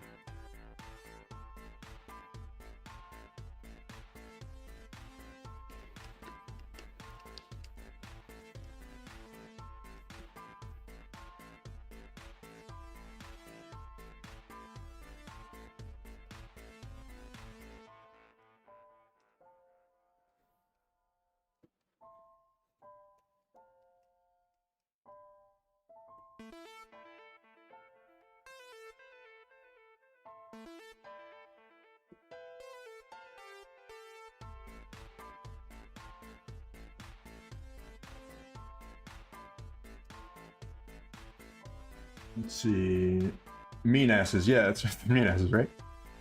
A painting on the theme of interconnectedness, and you're at a loss of what to do. Interconnectedness. That's cool. Is it for a? Did you decide that you were going to do that? Just do it, or is this an assignment of some kind? Tell me about it.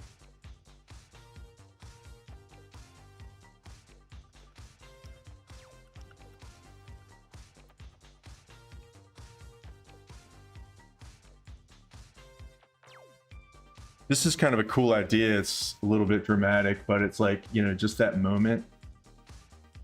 Oh, an art trade with another YouTuber. Cool.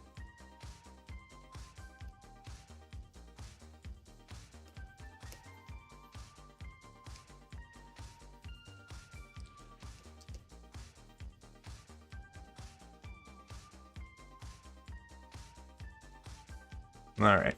If I do this, it doesn't have to be people, does it? Like, oh, you know what? I'm gonna put a third element. Yes. Yes. All right. Another thing, another little bit of research I did was like about animals and like unique mating or courtship practices. I stayed away from the mating practices because those tend to get a little bit PG-13. You know what I mean? So I stuck to like the more things that you could kind of like think of as romantic, right? So I won't start with my favorite. I'll start with seahorses. Seahorses, actually, they dance together every day as like a practice, like a regular practice to stay bonded. They dance together. I don't know what that dance looks like. Is it the electric slide? Probably not.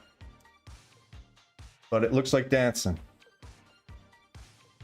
And also, here's the other thing, is that the males carry the babies. So how's that for like, you know, co-parenting? That's pretty crazy. The male seahorses carry the babies. The electric eel slide, nice. But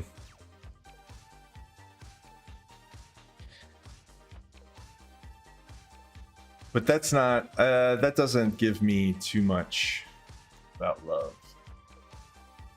What else we got? Wolves. Okay, so they, you know, wolves are, you think about the lone wolf and stuff, but actually wolves are pretty family oriented. They like stay together with mates for long periods of time. They're actually like family units.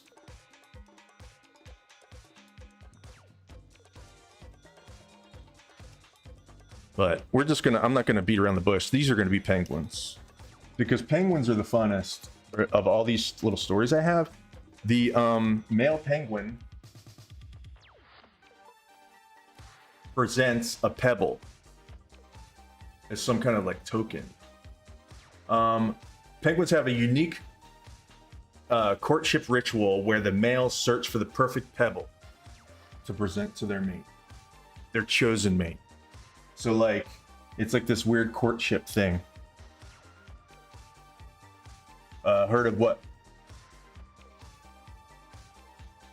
Heard of this? Oh. They present pebbles to each other, which is pretty interesting and fun.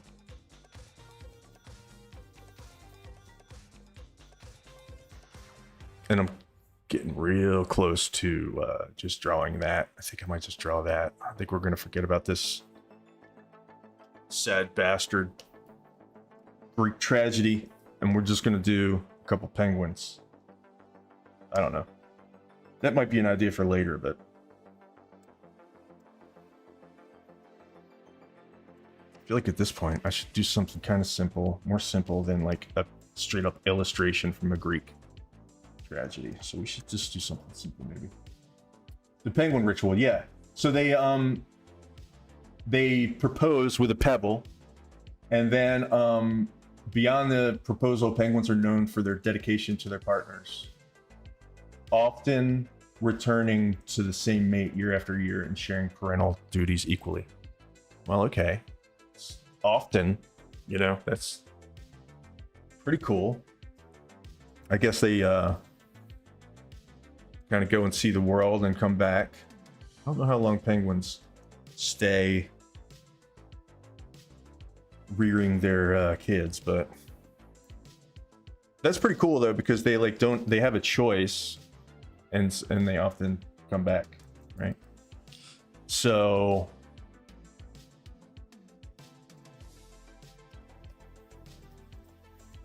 I've been drawing so many birds lately, guys.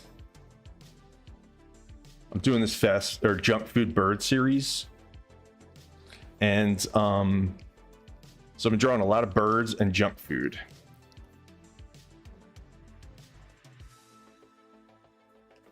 And so I'm in some ways resting on my laurels right now, because I've been drawing a lot of birds with different junk foods in their mouth. So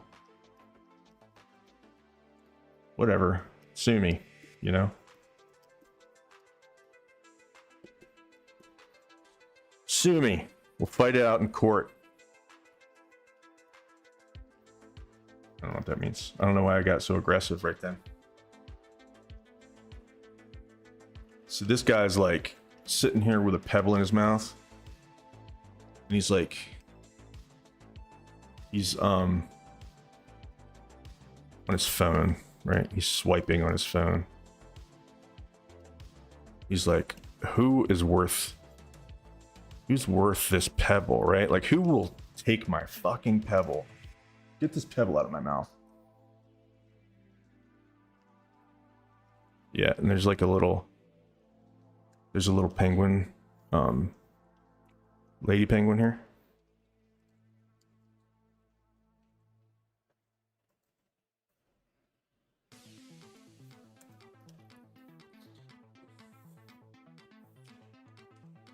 Check out my pebble. Yeah, I mean, like, right? I think there are a lot of women out there that just don't appreciate it when suitors send them pictures of the pebble. They're often disgusted by that, and I don't blame them.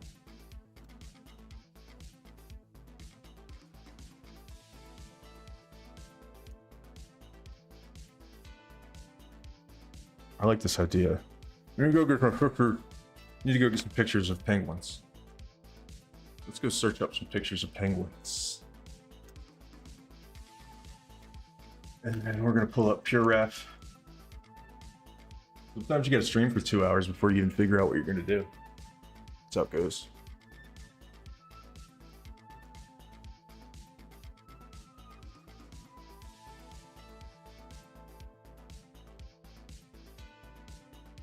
Let's see.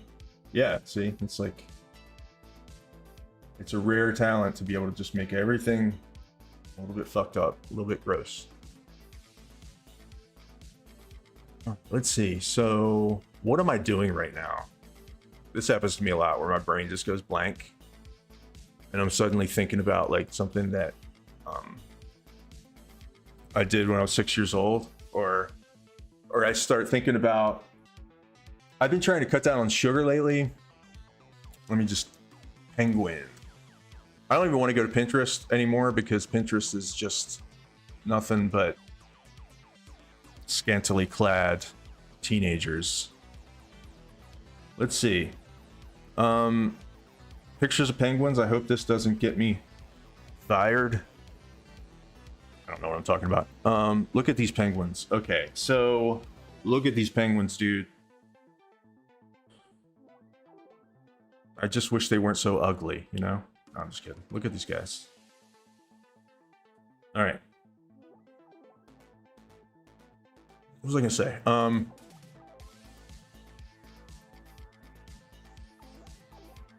Trying to cut down on sugar. I used to not drink soda ever. Went for 20 years without drinking soda.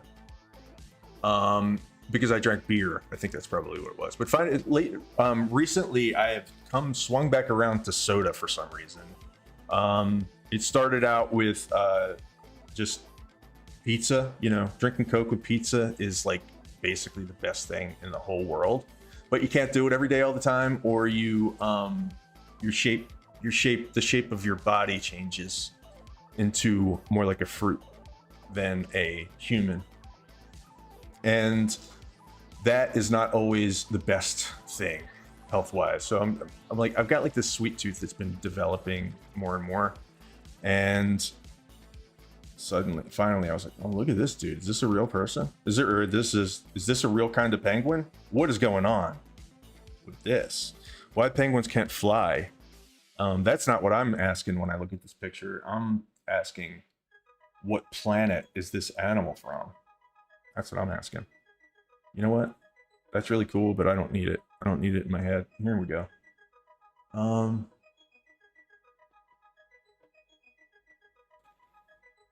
So I've been here, you know, like lately, like when I was growing up, the only fake sugar you had was like, what was it? Saccharin, right? Which is basically like cancer powder or something.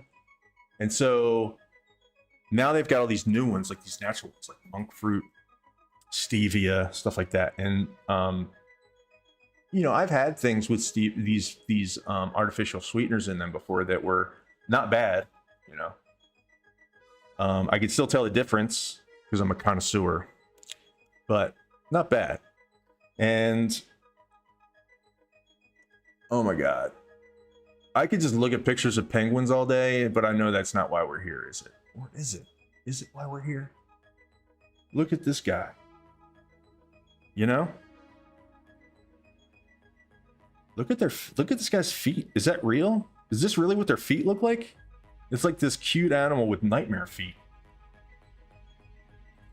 Yeah, exactly, the aftertaste. So, I got recommended this stuff called Zevia or something like that. It's sugar-free soda with stevia.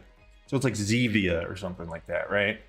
And so I like root beer and I like cola. And again, it's like, I mean, I'm not like one of these people that drinks like a fucking 3 liter a day, but I just started getting used to having like one little can of Coke a day, you know? Is this enough penguins? I think it is. Let's look at stones. Let's see what we can come up with for cool stones. Cool stones. Oh wow, these stones are too cool. But you want a cool stone, right? If you're trying to win the affection of a young debutante, you got to bring your best. You got to bring your best stone. Shot by gemstone. No, thank you. This is crazy. All right, I can't get involved in that right now. I'm just gonna find some different, a plethora of different materials that are like rocks. This is good enough right here. This is cool. This will give me some nice textures and colors to choose from.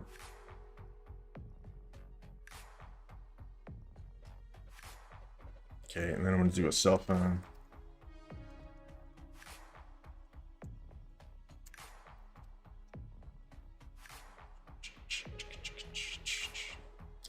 This is something that you see almost all the time, somebody holding a cell phone. I found myself being in the situation, like doing my graphic novel, where I have to draw somebody's hand, you know, holding something, cell phone, whatever. Or like holding a phone up to their ear.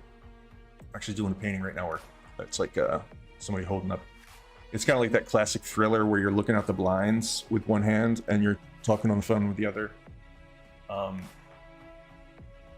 And something I always get wrong with hands until I look at them is how little of a grip you have on something. In other words, with the cell phone, for some reason, I would think that your hands would wrap around the cell phone more, but they don't. Like, they're barely even holding on to it, really. Your fingers don't even go long enough to do this, right? I mean, this person's with their thumb, but like when you're talking on the phone, And I don't know how interesting this is, but I can't think about that right now. I just got to keep talking. Just keep talking. Hand holding phone up to ear. Palming it, yeah. Like even this, like I never really noticed, like I think about, okay, even holding them, I just never think about the phone looking like this as you're holding it up to your ear. But that's not what we're painting. We're painting a guy, a penguin with a rock in his mouth. And he's on Tinder, right? So, and just in case I Google Tinder and I end up seeing somebody's genitals, I'll just do Tinder. Again, sorry for my language, guys.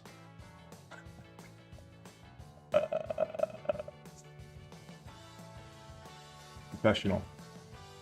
Very professional. What is this song? This doesn't sound like my 80s.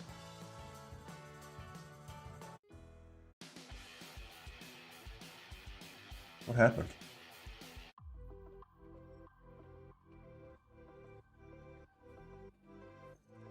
I mean, those songs don't sound bad, but I'm just...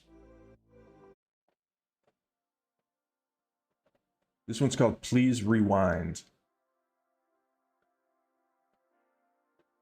And we're going to listen to it.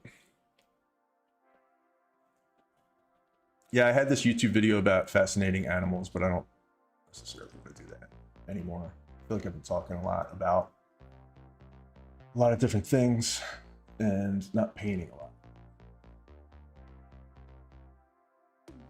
Now I've got my ref. Yeah, the old phones from back in the day, total fist grip. You're right. Like those brick phones. Like actually, I mean, I was cell phones were for rich people when I was growing. Like the first cell phones, those satellite phones or car phones, but they were like, you know, it was literally the size of a brick, and that's where that where that comes from. It's like holding a brick up to your head. What am I doing? I'm trying to find pure ref. Oh yeah, totally. The corded phones. Yep. I never really had one of those. Well, I had a rotary phone, but that's not what we had at my house really. We had a touch tone dial phone, you know. But when I think of old phones, I always think of rotary phones. Look at this guy.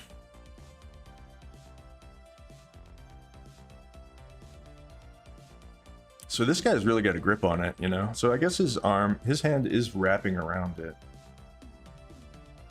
This is how much your hand goes around it, but I don't know. I mean, maybe it's just me, but it's like I underestimate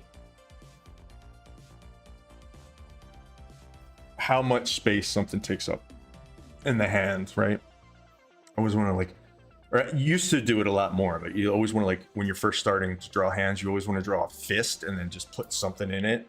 But really it's like your hand opens up a lot when you've got, so like if you were to do it without my phone, without the phone in the hand, it would be like this, you know? So like, it's not like a small amount of open. We might have to talk about Bonnie and Clyde a little bit because this is the love stream after all. All right. I don't know if you guys want to see the reference while I'm painting. I don't think it's a big deal.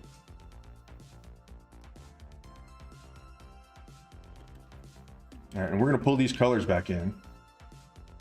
How? I don't know. I'm just going to put it up here. And we're just going to give that a little... Actually, what happened to that hot pink? I like this hotter pink.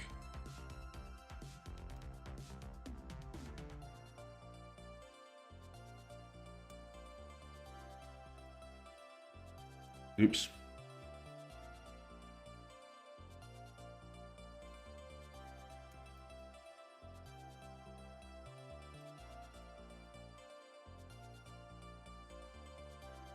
So how often do you stream, Omizu? Oh. Because I've seen you a lot, like, at random times, and it seems like I'm always, like, just quickly checking, and I'm like, catch you next time. Kind of a jerk. I want to catch you one of these days, though. You have a schedule, or you just kind of go live whenever?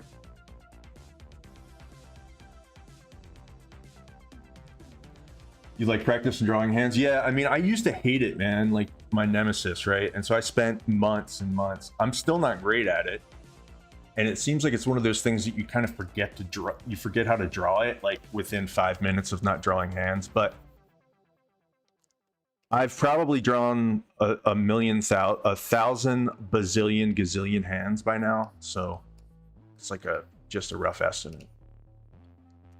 And so I've gotten decent at it, like, gesturally. Certain poses always gonna mess you up.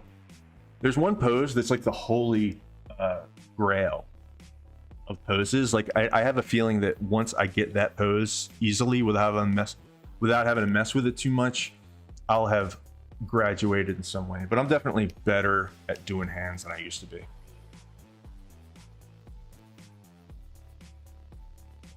I don't know why. I think you just have to draw a gazillion hands before you can say, hey, I'm okay at it. You have an erratic schedule because your day job. 2-3 days a week? Gotcha. Cool. I'll have to turn on the notification thing. Let's see if I can catch it. Notification on my phone.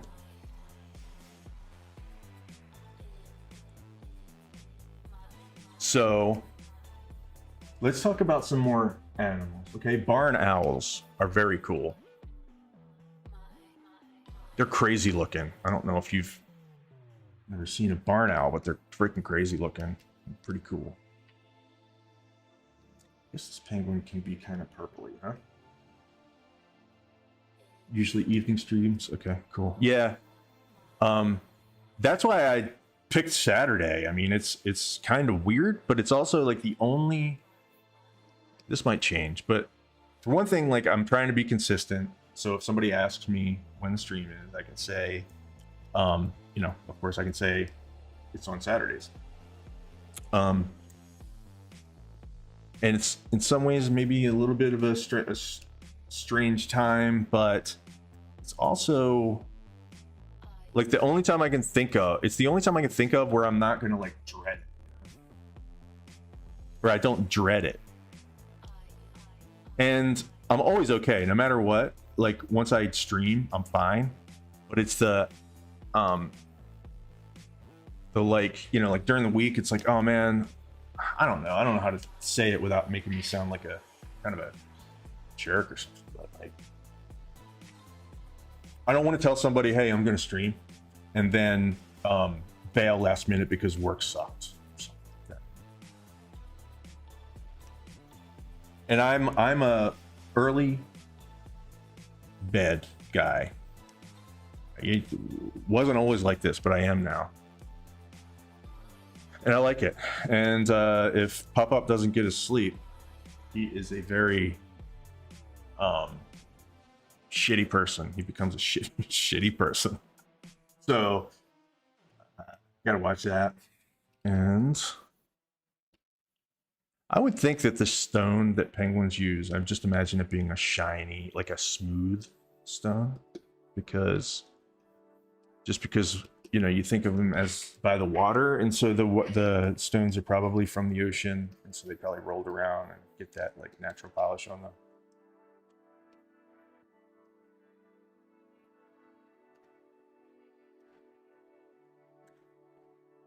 So yeah, finally had to pick something, and I felt like I needed to be a little bit consistent. This is literally the only time I could think of where it wasn't like, oh my god. So, and I only do it every other week right now. So, I don't know, man. I like doing it, and it's fun. It's fun to plan them too. Like, I've had a blast like planning this love stream. So, I know that's not typical. Like, people don't typically like plan the stream. It's just fun for me to program it. I'm like, one of these people that is like, I don't know. Grew up watching David Letterman. You had an owl in your tree? What kind of owl? Took some video of it. Yeah, that's cool. Owls are awesome. Owls, there's so many different kinds, and they all kind of look like they're from a different planet than Earth. I mean, it's weird to even think they're from Earth. I wonder if there's a special kind of penguin that does the rocks. I don't care. I'm just going to choose the one that I think is cutest.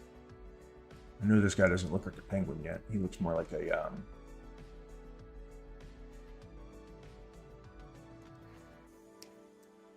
oops. I'll look it up because I'll let it give me a fucking pure ref, dude. It just loves to just disappear off the face of the earth. What kind of penguins are these?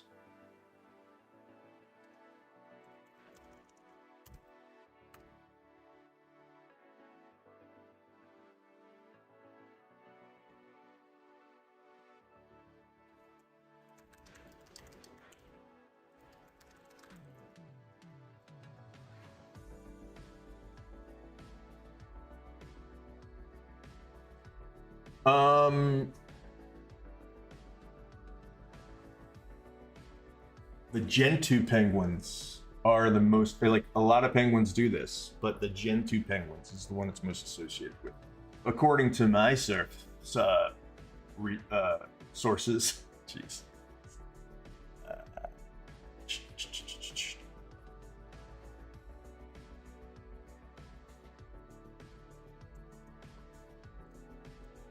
What did I say? Just say? What kind of penguin?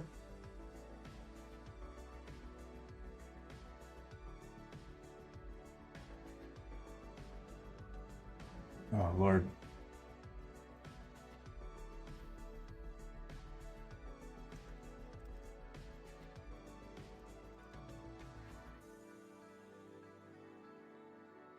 This is definitely not a penguin. Yet. Gen 2 penguins. Gen 2. All right. Gen 2.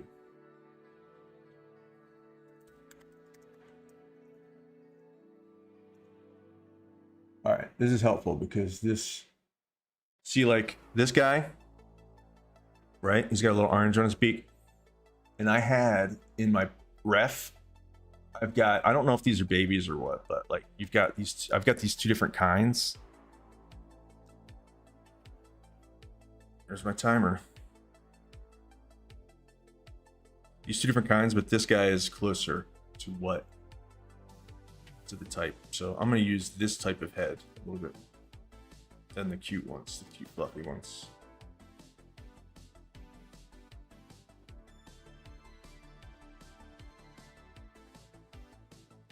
Oh God, I hate you, Pure Ref. It behaves like no other software that I've ever used as far as the Windows go. So I don't know why it does that. Okay, so this is way off from what it's supposed to be.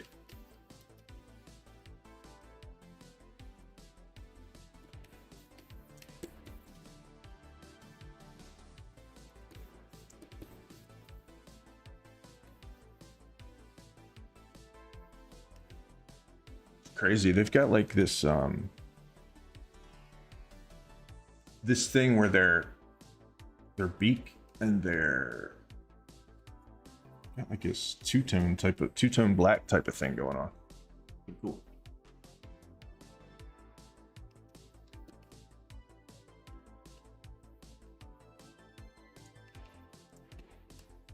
This is going to be one of those pieces that is going to just be like an exercise, I think, because I just don't foresee. Actually, what do I know? I don't know anything yet. I just got started.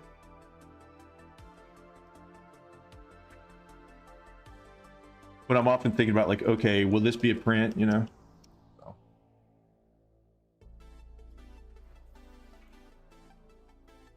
I just realized that my rose-colored glasses might be messing with my eyes.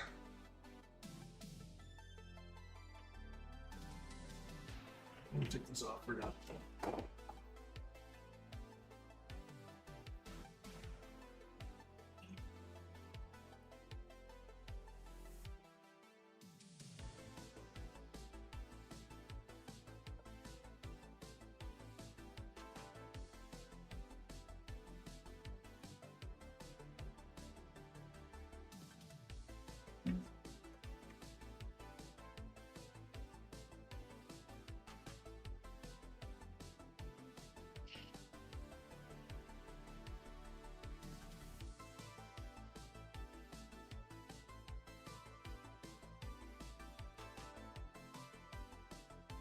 Oh, what are some more animal mating rituals? Oh, barn owls. We were talking about owls. They strengthen their pair bonds through elaborate courtship rituals. They sing duets together and share food. They sing duets together. That's crazy, right?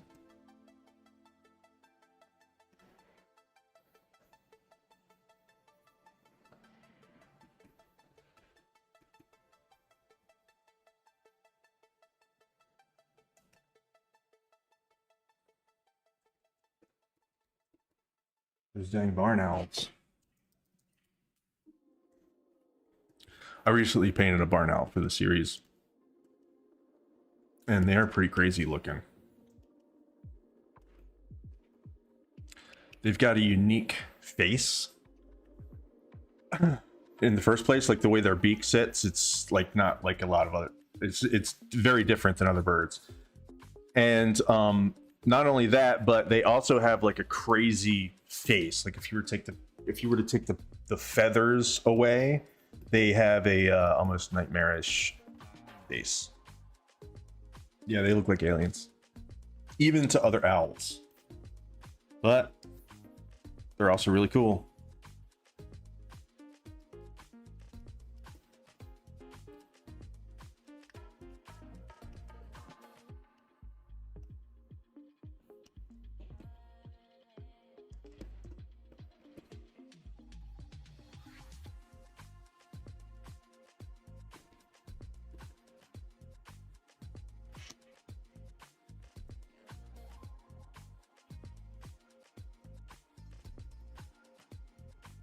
Let's see.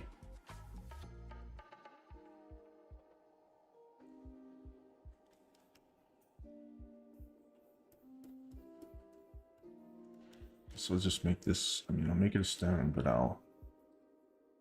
maybe a smooth stone.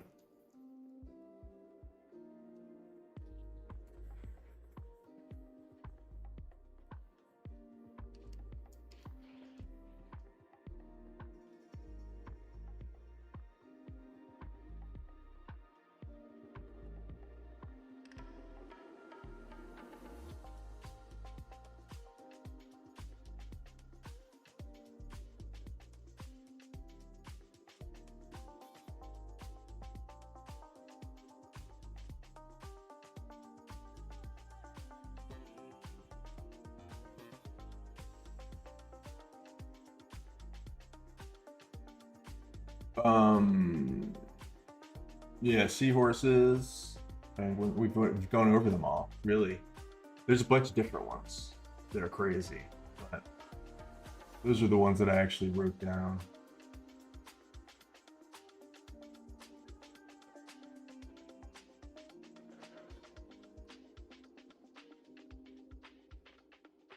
So what do you think about?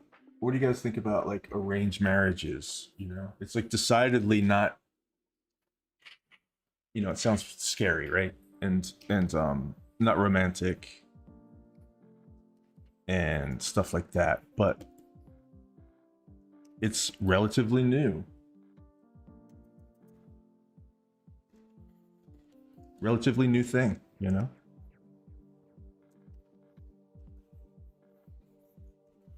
To have this like courtship or whatever. It used to be strictly like, well, actually, I don't know. I don't know for sure. Nobody knows for sure, but it seems like at one point,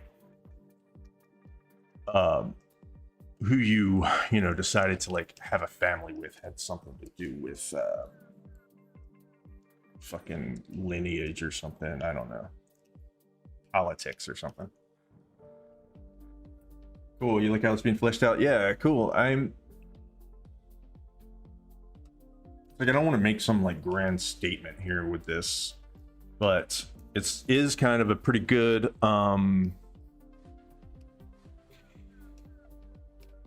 mix of everything we've talked about today. The online dating thing, the idea that these courtship rituals are so like different, and then actually this idea that basically technology is just trying to hack this normal human behavior to try and scam people out of money, stuff like that.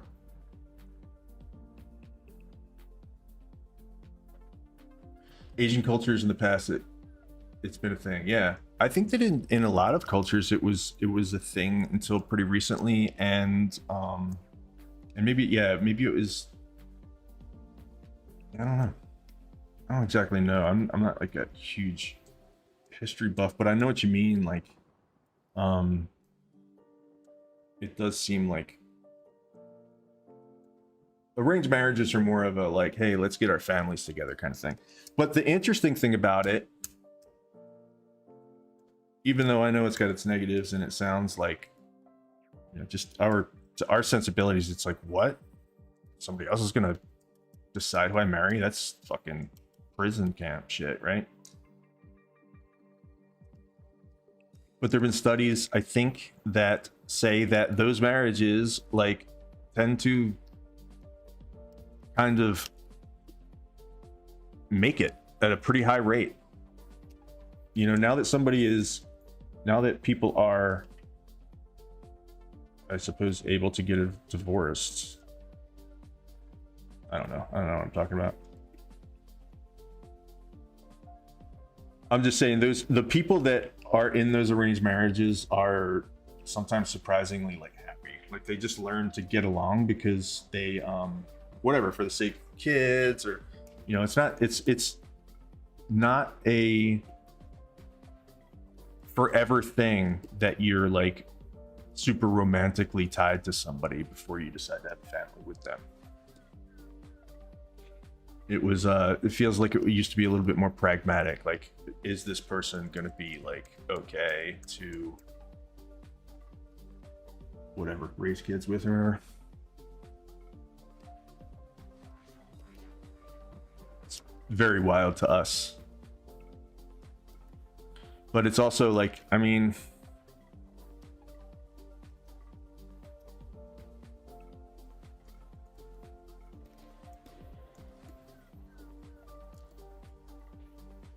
there's just something like a little bit, what's the word?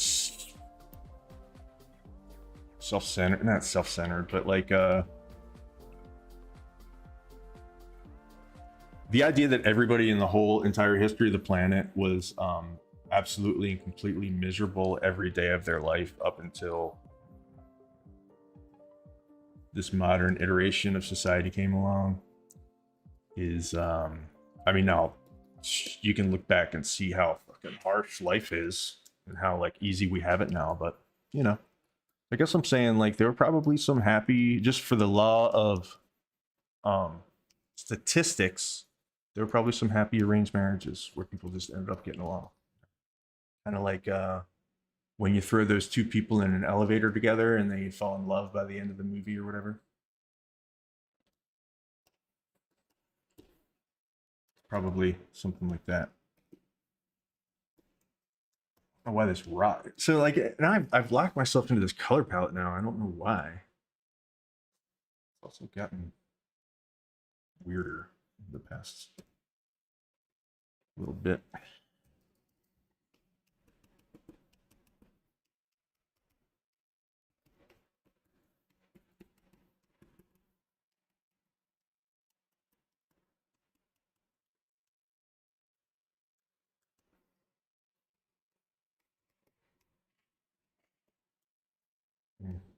These colors are all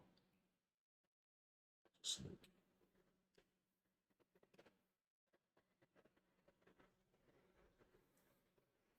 Let's see. Where's the color go? Here's what I'm gonna do. Let's see. Hue saturation. For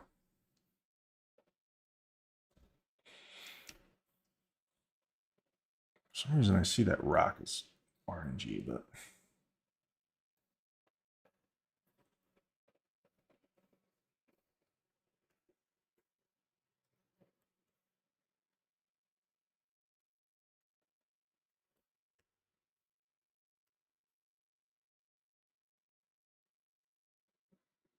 I have no idea what I'm getting at here. Come on, Photoshop.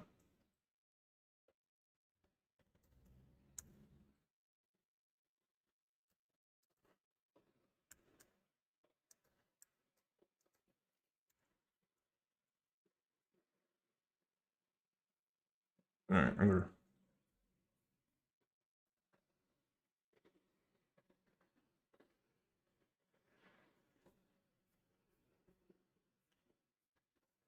Get this back under control here.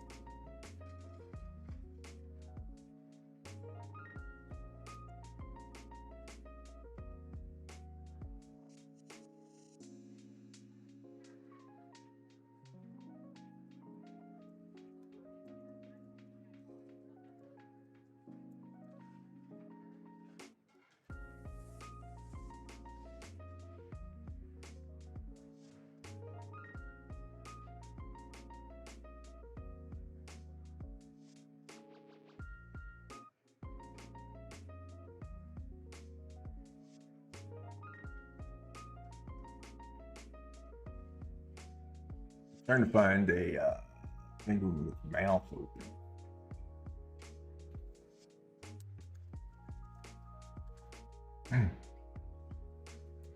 Okay.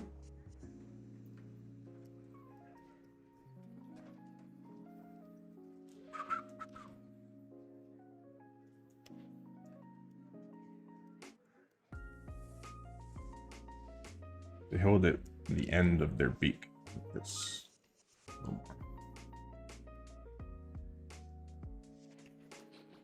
And they're not smooth. Kind of like random, whatever. Going by this picture. I'm not going to paint it. I'm not going to use this exactly, but. Oh my God, where does my ref keep going?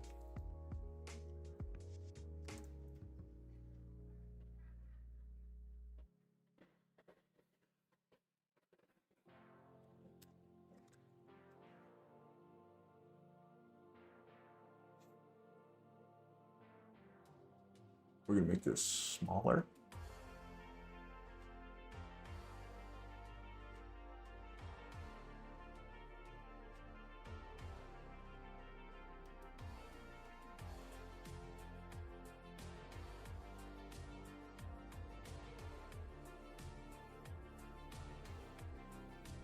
We do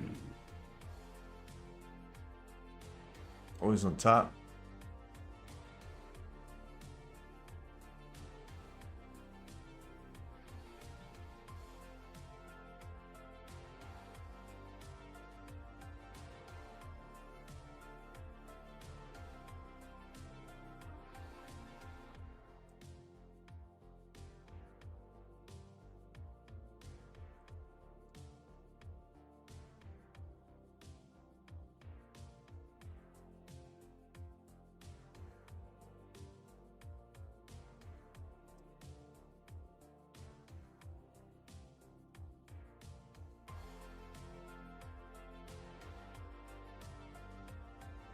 All right, let's tighten these lines up a little bit.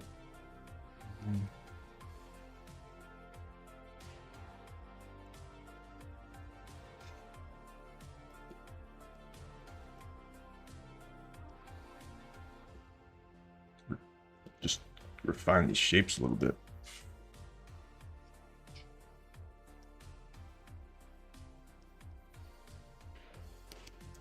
I'm not always this sloppy when I'm doing stuff. What's going on? I'm in one of those moods today. Last time I streamed, I did woodpecker with peanut butter cups, and it's been like a whole journey since then.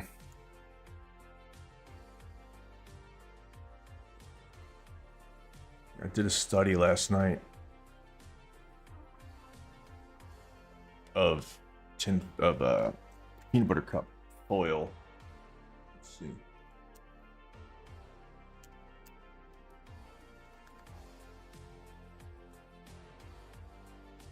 Because I think a big part of that, how that painting's going to be, is how to turn out. I haven't finished it yet. I'm working on a solo show that is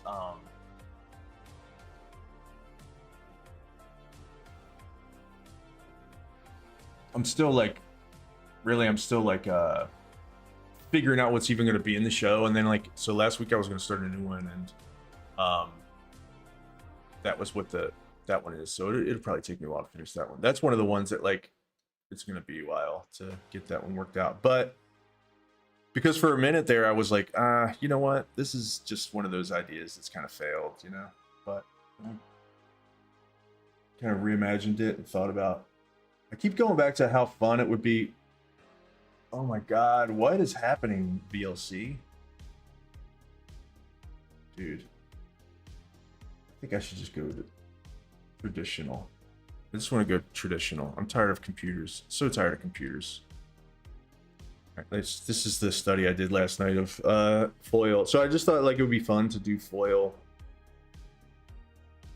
It's a big part of it, and metal as a material is how do you make something look like metal?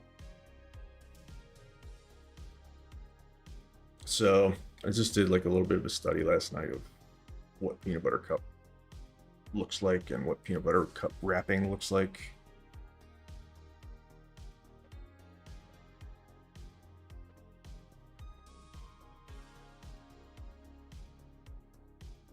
This is kind of the end of it, and yeah, turned out okay. Mainly what I was trying to get at was the foil. How do you make foil look like foil? And it's anything metallic is pretty much a reflection of the environment. This has got printed stuff on it, so of course this is here too, but this is it's really, I guess you'd say, reactive to the light, reactive to the shadows. So what you end up getting is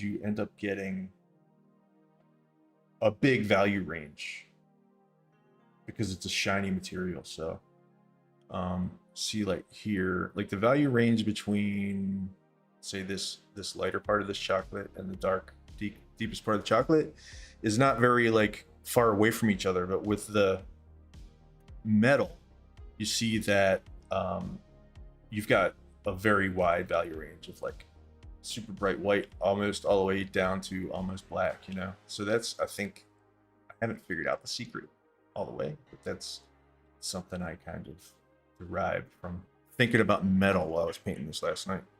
Not the music. Not the fucking music. Thank you. It was fun. It's fun to do a study like that. Sometimes you feel like you're,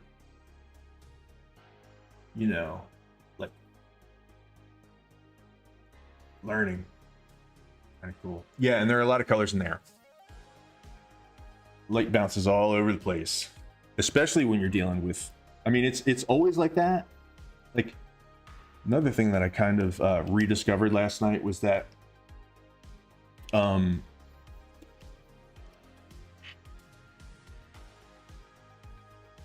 it might just be me, but it's like, if something looks too flat, I mean, this sounds obvious, but if something looks too flat, even if I don't see a shadow that I can identify, a lot of times adding like a multiply layer, which is, you know, will darken things. A lot of times darkening, almost like a gradient, will make something look more real. And I think that's because our eyes, everything's a gradient really, because the light is always either falling or getting closer in any situation, right? So even if the gradient is super subtle, there are gradients everywhere pretty much. You know, if this wasn't so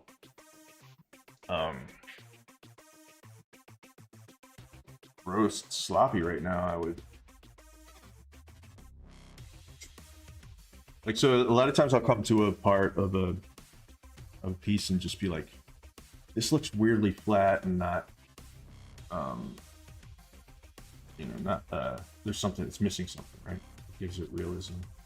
And it's usually like, it's stuff that my eyes don't see. I just have to know it's there, and then when I put it into the painting, it helps. So in other words, I'm looking at this wall right now and I don't necessarily see a gradient, even if I've looked for it. But if I put a gradient onto the piece, a lot of times it'll be what it needed without me even knowing it. So you just kind of have to trust that you're always seeing gradients. I don't know, it's just one of those weird things. What's going on here? Why is my computer not? Okay. All right, I'm gonna put curves on here so I can get a little bit more of a value range, bruh. Oh, that's just darkening the whole thing. What's going on here? Subtle shifts to extreme contrast. Yeah. That's I read in a couple different places that that's contrast is basically what interests us. Contrast in color, contrast in value, you know, basically like sameness is, well, we like patterns, and we also like novelty. This is all kinds of crazy, weirdly messed up right now.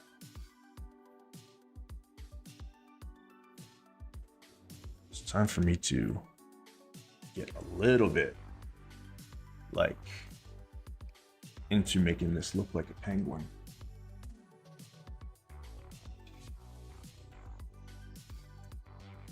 So penguins are big belly with feet at the very bottom.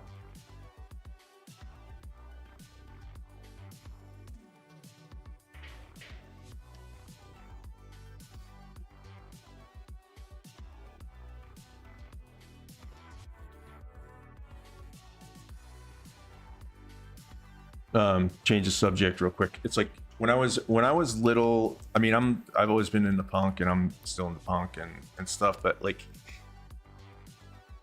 I'm not as, you know, it's let's just say that people like junkies aren't as romantic as it used to be when I was younger, you know? So like incoming call. Oh jeez. I just remember when I was younger, like seeing that Sid and Nancy movie with Gary Oldman.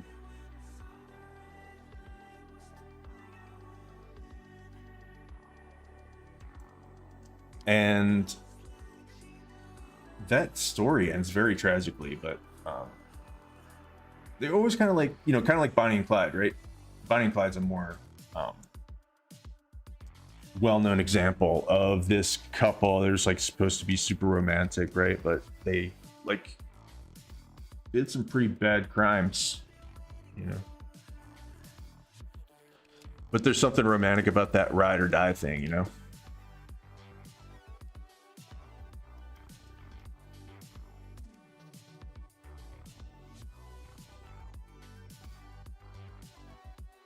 But Sid and Nancy were kind of like this punk rock duo.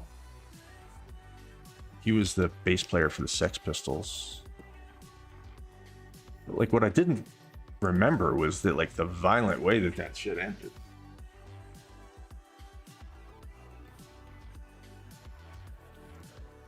Didn't get a chance to refresh my memory about the details, but you know, there was a stabbing.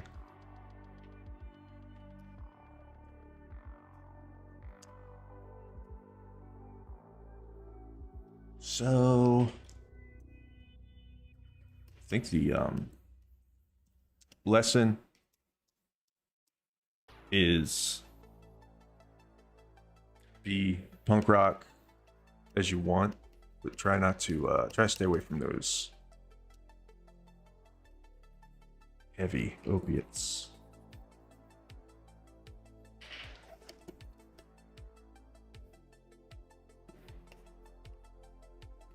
I'm sorry. I know I get a little heavy on this stream sometimes. It's like, it's like you tune in for love. Yeah, don't do drugs, kids. Especially if you are prone to stabbing people when you're angry. Like, you know, I wonder what, I honestly, this is serious. I wonder what percentage of people that are in jail for violent crimes right now were intoxicated in some way, shape, or form when the crime happened. I'm gonna go out on a limb and I'm gonna say that it's definitely over half, maybe even closer to 80%. I don't think that there are many people that, like, you know, Basquiat. Really? I didn't know necessarily know that was a tragic story. But, you know, a lot of artists' stories do end tragically. A lot of musicians that I grew up, and still some of my favorites, Hendrix, you know. A lot of them taken out too early, and then a lot of my personal friends too, but anyway. OD'd on heroin, yeah. So, you know, it's like there's something that's, of course it's sad, but there's something about it that just makes you mad. Like, really? You're gonna do that fucking cliche, right?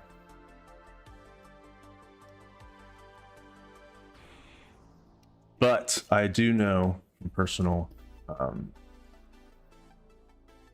stories and experiences from my own life.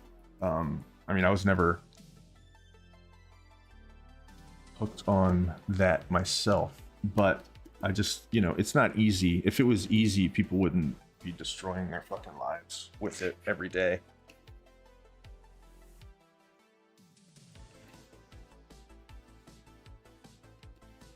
But this is about love. That's why I'm painting a penguin with a rock in his mouth. Come on, guys. Jeez. 27? Really? Another 27? Person in the 27 club, huh? I'm pretty sure Hendrix OD'd when he was 27. It was like, at one time that was like, oh, you know, well, he didn't make it to 30, and that is, but it didn't feel so young. Like 27 is a baby.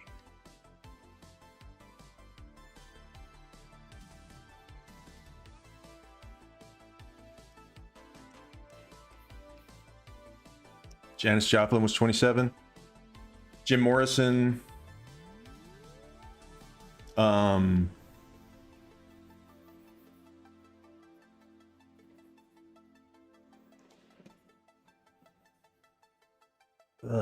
There was somebody else, wasn't there? Hendrix and Morrison were the big ones in my mind. They were just the ones I was most familiar with when I was little. I don't know why I'm so, like, sorry about the auto posts. Actually, I'm not sorry, but I didn't want for them to all show up at one time. What happened? Here we go. But speaking of music, those posters that a robot just posted in the chat, like, that's my hand done stuff that hands-on, getting your hands dirty stuff that I do is like small runs of screen prints inspired by the Rock poster. Inspired by, not necessarily a good poster, but all right, this guy's not really looking like a penguin, and that's okay. I'm learning to forgive myself.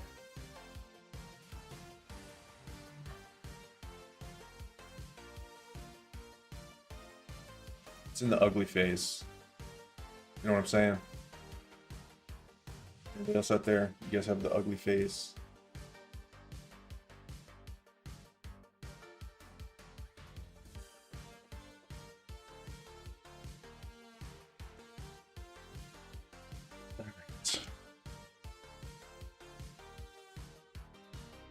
I'm gonna take a quick BRB because the inside of my ears are I'm having headphones on. It's the weirdest excuse for BRB ever. Here we go.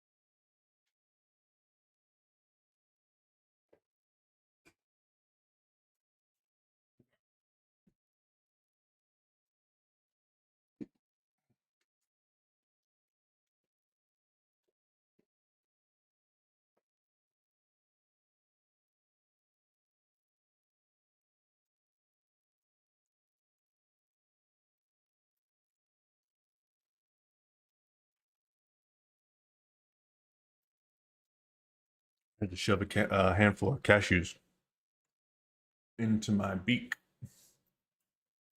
Let's see.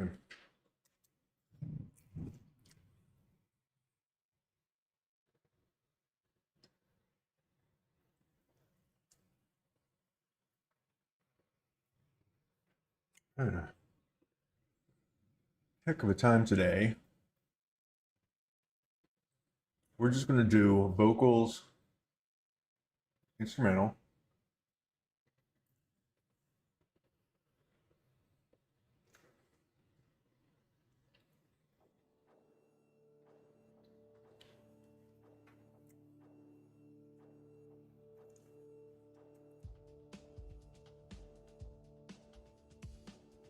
All right. All right. All right. I got to start thinking about wrapping this up. So I'm going to set a timer. 20 minutes. And I'm going to see what I can do with this in 20 minutes.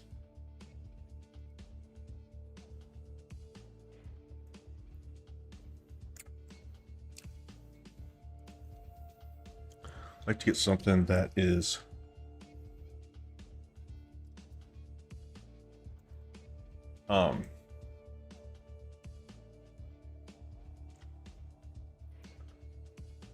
at least reads like a picture in 20 minutes.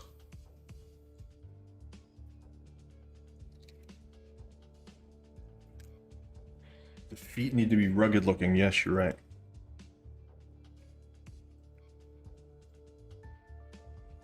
Definitely.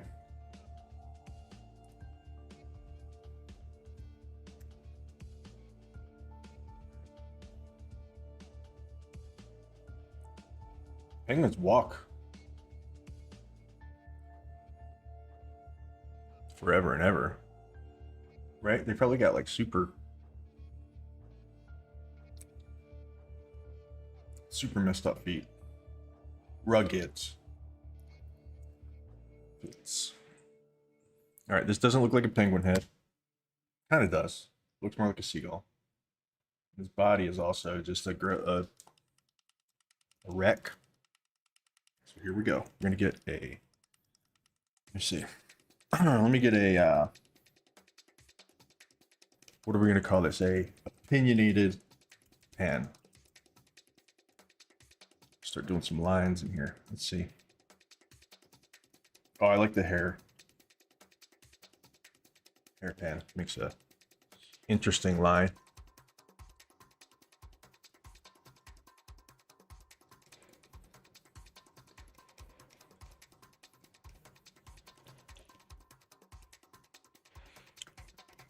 Wanted to make the feet kind of small.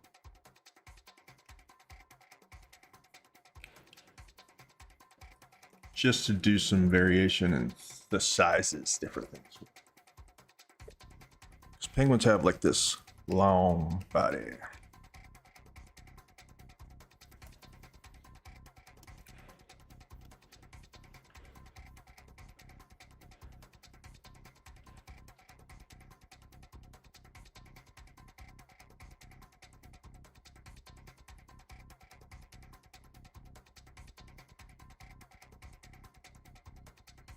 And that's the wing kind of small. It's kind of hanging out right here.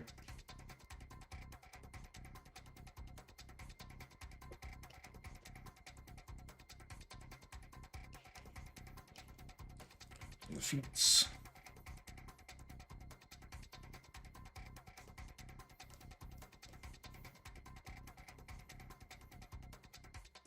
Sometimes I just do stuff, crazy colors from each other just to get the shapes separated and not worry about decisions about color till later.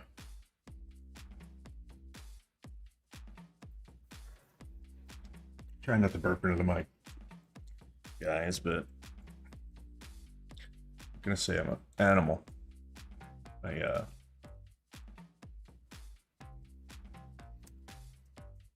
I'm an animal.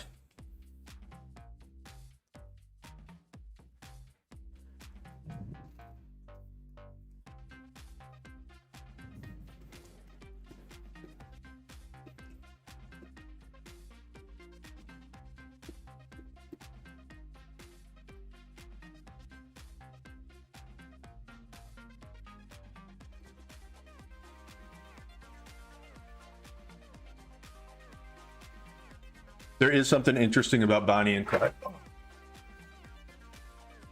Interesting about Bonnie and Clyde. Sorry, buddy. My cat's food bowl is right here. He's okay though. I didn't like. I just kind of like kicked his food bowl and he ran. Sorry, pal.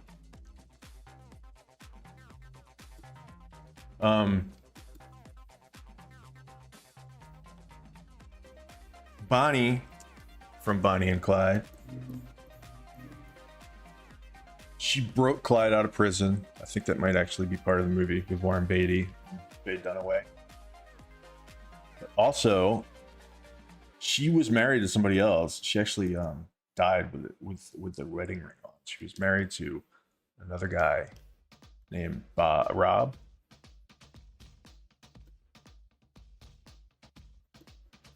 Who was in jail, and then they never saw each other again. They were kind of like estranged. So I think Bonnie had a type. You know what I'm saying?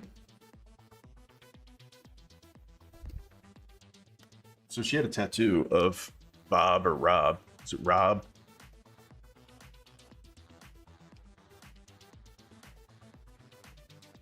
So she was still married to somebody else. Honestly, here or there, because the guy was, I think, in prison and then he disappeared. So it's like, they're like estranged. But like back then, you know, it was just different, man. Like if you got married, I guess it was kind of like, you just married, you know? I mean, divorces happened, but, it wasn't really like, of course, it was an option when people did it, but I don't know. I mean, I know it was probably harder to do.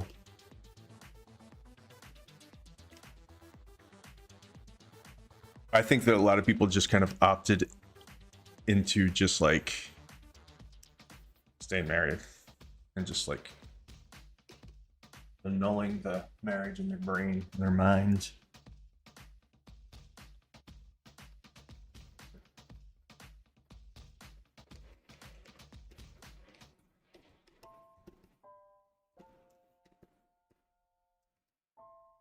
Look at these feet looking. The shape used to be looking right. But I've only got 12 minutes and 58 seconds of my own. That's my own deadline. But you're right, these feet are crazy. You can't not do these crazy feet.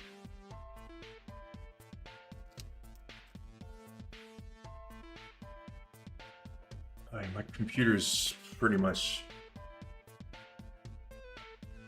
frozen right now. Come on, baby. Come on, baby.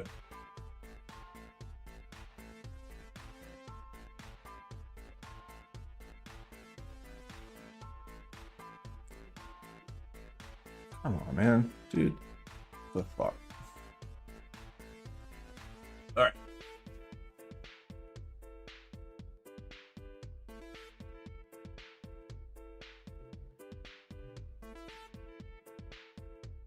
A little bit.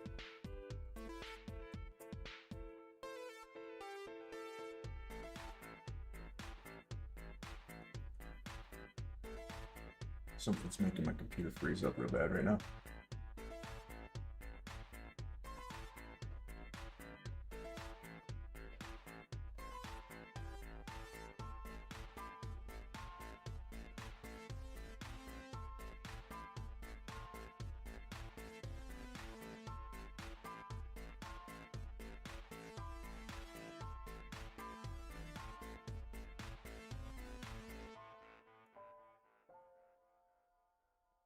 I heard it's really sexy when you squint really hard at a little tiny piece of type.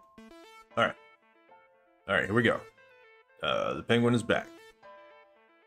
Go back right here. Don't you dare, Photoshop. Don't you dare. Let's go.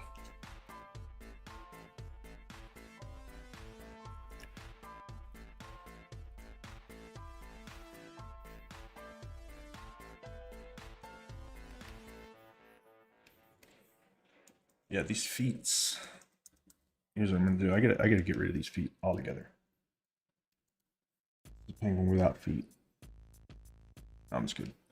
But the perspective of these feet is kind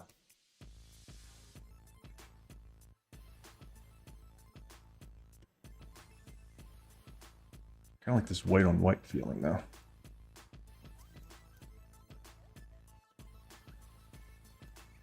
Oh, fuck. I'm trying to get this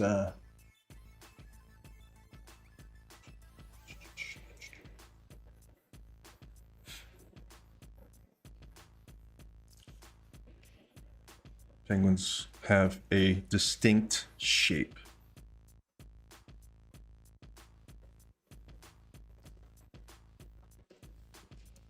And it doesn't have to be perfect, but I would like for it to be this, something like this. So if this was the penguin,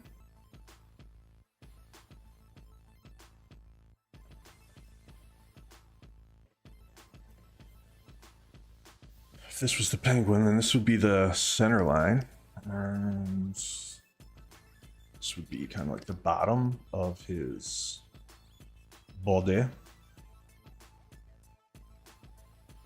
So those little feet would be like right here and right there.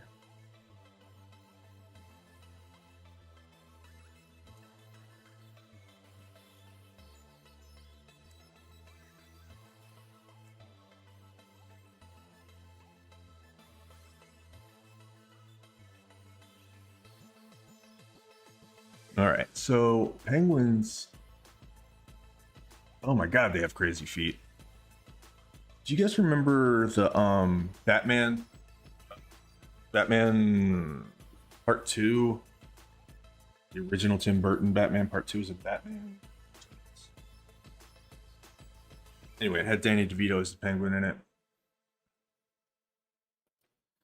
And Tim Burton's design for the penguin was pretty cool. He was like a little, he looked like a lot like a penguin person hybrid.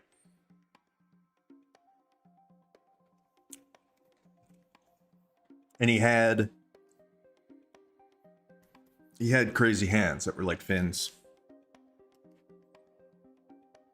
And if I was well trained enough to be able to show you something without screwing my whole freaking computer system up, I'll show you that penguins do have pretty weird feet. We already discovered that earlier.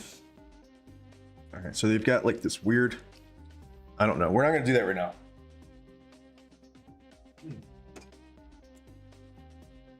We don't have the time. So I'm just going to shorthand these. Don't have the time. We're going to do this.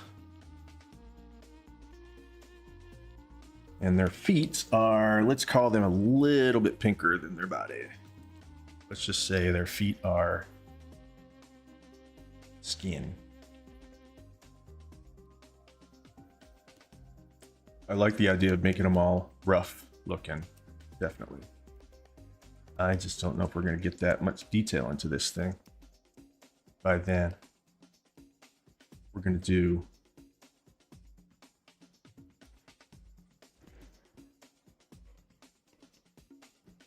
I knew it was going to be a challenge to try and do a beginning and end of a painting today. It's never really going to happen, but it's not what it's about, really. But also, I didn't know it was going to take as long as it did to even find the idea. That's okay too. Now, this head.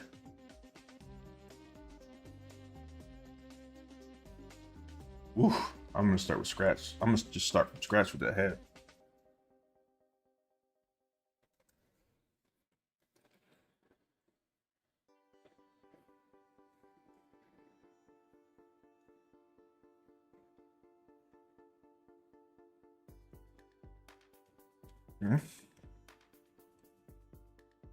That's a cool thing about the head. I said it just kind of like comes right out of the neck like that. I mean, most animals and living things' heads come out of their neck. But with penguins, it's like just a smooth curve like that. It's not even like trying to be the back of a neck.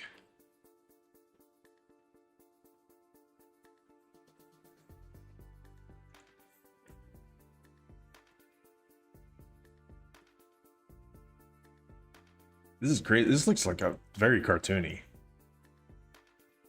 compared to what I usually do. Or actually, a lot of times my stuff will start out cartoony and then I'll make it less cartoony as I go. Look.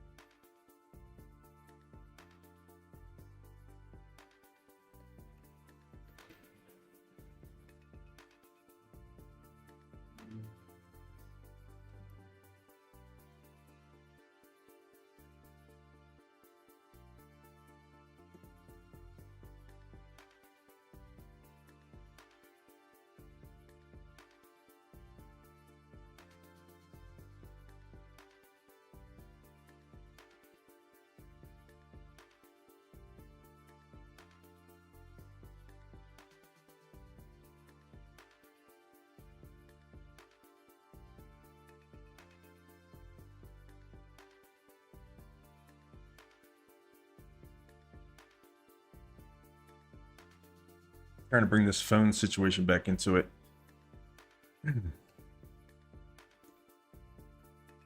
Doesn't have to be perfect.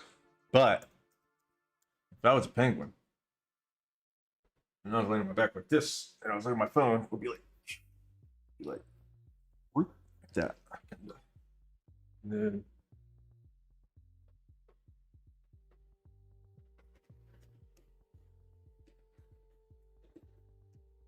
let's do it like this.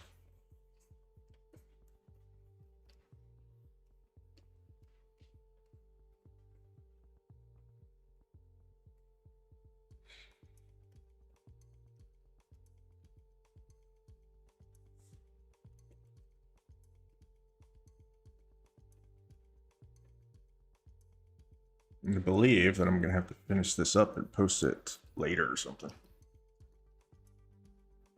We're gonna go. All right, I've got 3 minutes left on my timer, but I'm gonna give it a little more time. It's not like I really have a time limit. Just have to eat lunch eventually.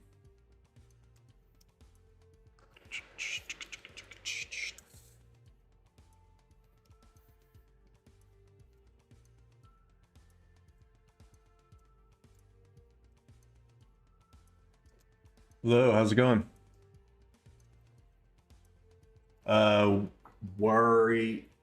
Warinan? I probably didn't say that right at all. From Norway. Is that real? Really Norway?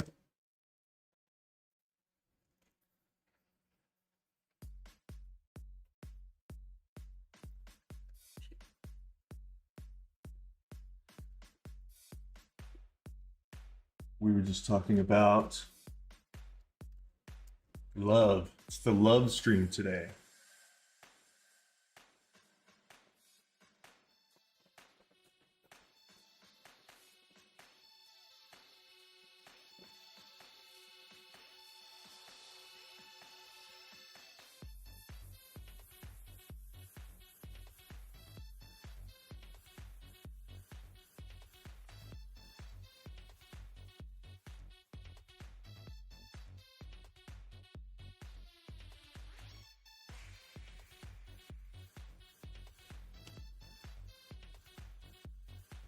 Yes. I don't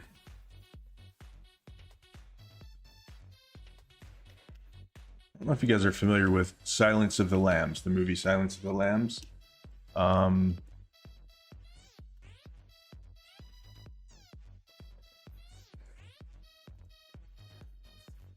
of course, that was based on a novel, based on a series of novels, actually.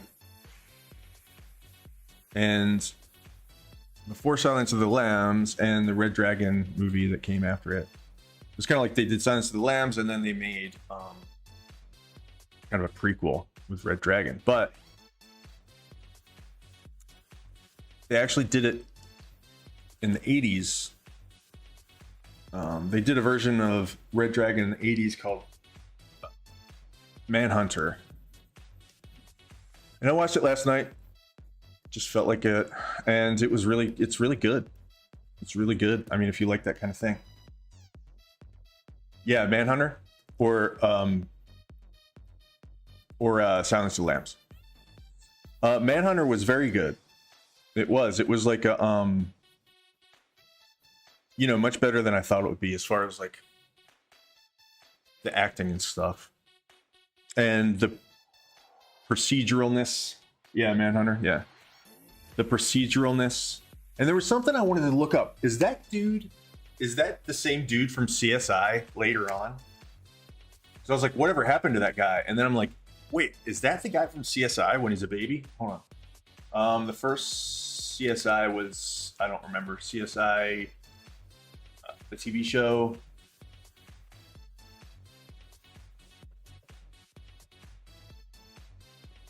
Let's do it like this. Let's say Chrome.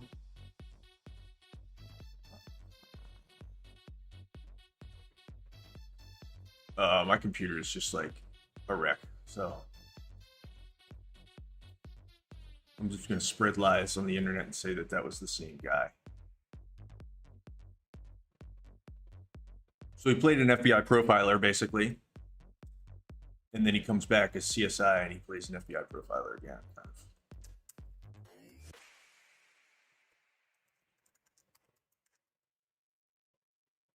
Manhunter, this dude. What's his name? Is that his name? William Peterson? Okay, William Peterson.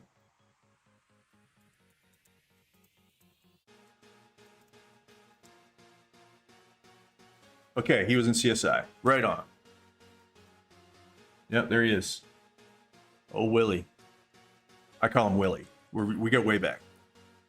No, but yeah, it was that was a really good movie. Manhunter is a really good movie. It's like, some of those older 80s movies, especially action movies and stuff, it's like they're good, but there's also like a little bit of a level of non-seriousness to them. But this is actually like a pretty good, somewhat serious procedural type of a thing. And it's got a bunch of people in it. It's got the dude from I always remember him as like the villain in RoboCop, one of the RoboCop movies. He's like, yeah, he always plays kind of a insane creeper. He's in it. I know that doesn't help anyone figure out what I'm talking about, but that's just how it goes.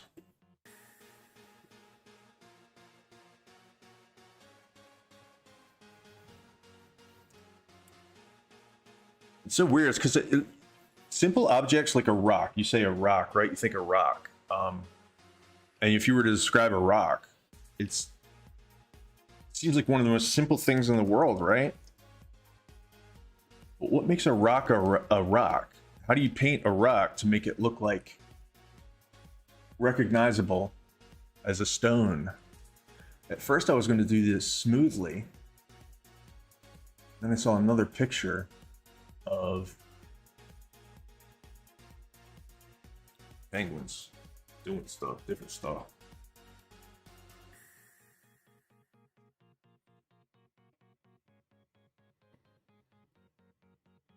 It's interesting. It's like, this is a rock, of course. And then there's the stone. And it has to be interesting as a rock. Exactly. Yes. So you kind of like, you take something and then you really zoom in on it, and you have to get past the idea of what your head. It's kind of like you take something and then you have to think past the simplification of it, and then you have to simplify it again. So in other words, this rock is, you think of, if I think of a rock, I'm just like, oh, a rock, it's just a round thing. Just a round thing. Okay, that's a rock. You're like, okay, well, what really is a rock? It's got usually, well, this type of rock has geometric cuts on it. I believe they're called cleavages, maybe not.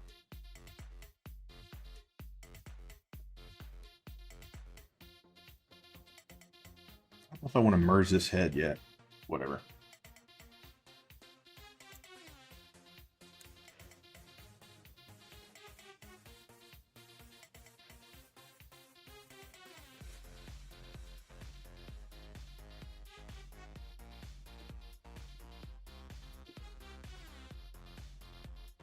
Once I get this rock, I can just start.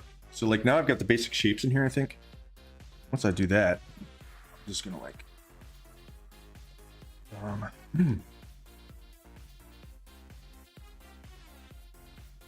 do a thing. A typical thing of quickly finishing it, I think. That's what I'm gonna do. This was a fun exercise of it was just fun exercise. But now that it's here, it's like, do I want to spend 30 hours on this idea? Not sure. So I want to finish it real quick.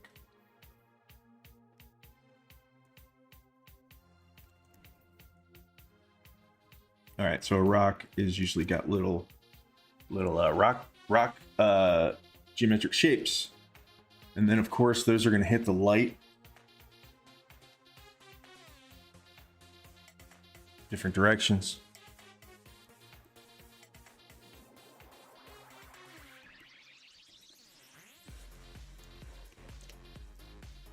I'm not above just drawing an arrow at this and just saying rock. You know, I'm not above it. Not above it at all. I'll just do this. If it's not finished by the time 10 minutes are up, I'll say rock. And people will be like, oh, yeah, right, it's a rock.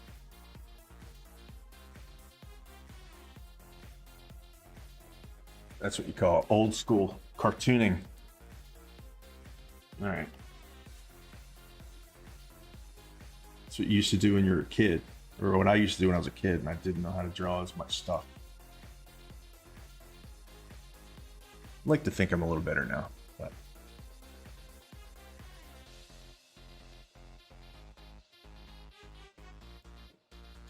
All right, so blue, this blue looks pretty good with this purple, so it's gonna be a bluish gray rock. Yes. Oh, you know what I'm gonna do? I'm gonna cheat with some texture here. That's what I'm gonna do. Again, we're just gonna get some. This is just the idea, right?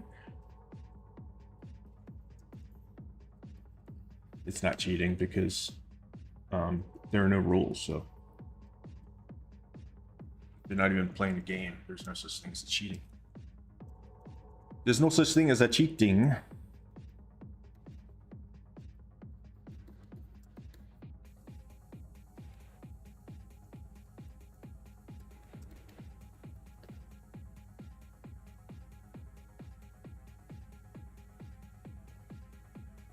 But yeah, that's a good point. You have to make it interesting as a rock, which means that you have to, even though it's like, it feels random, you have to figure out a pattern and then go through that with that.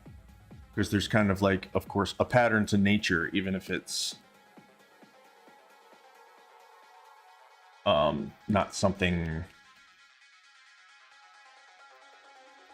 you immediately think about. I don't know. I'm probably overthinking this rock, but it's kind of like what I do. Kind of like that foil last night when I was messing with that gold foil, gold and silver foil for the Reese's. Everything is fair game when making art. I agree completely.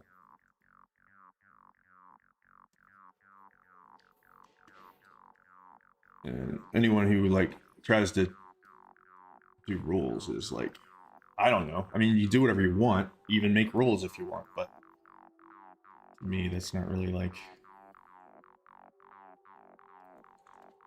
I'm not gonna follow them. Let's just put it like that. So what was I saying? Oh, rock. Yes, rock.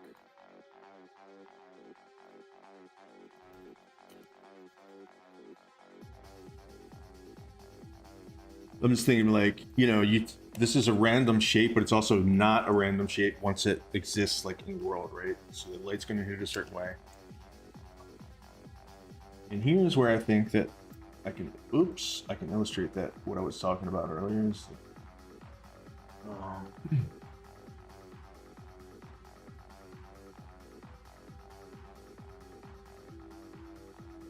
putting some shadow in here will almost certainly help all this stuff feel like it's here.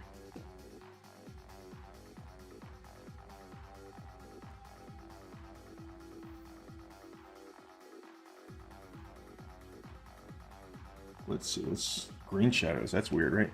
That's weird. Since when's there ever green shadows anywhere?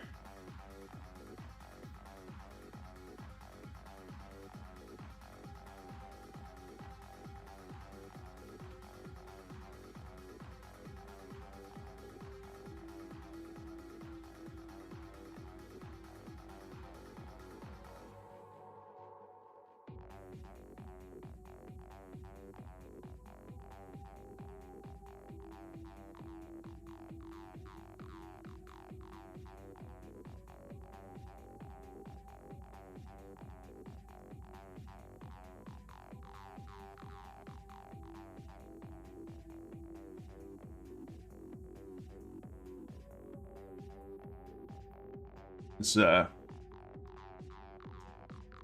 electronic, this particular electronic tune is putting me into like a trance.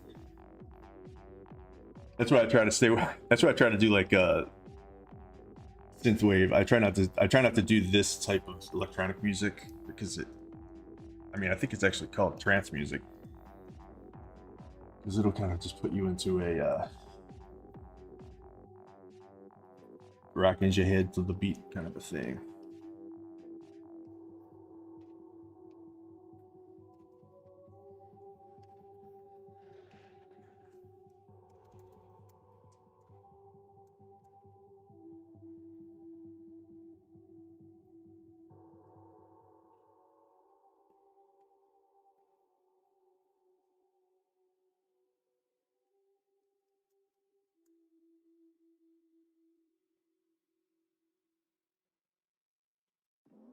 Color dodge in here, of course. Just gonna put some color dodge in here.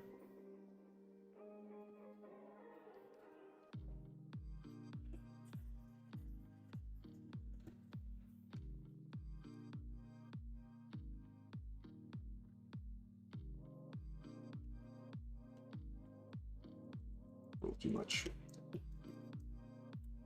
Where's my navigator?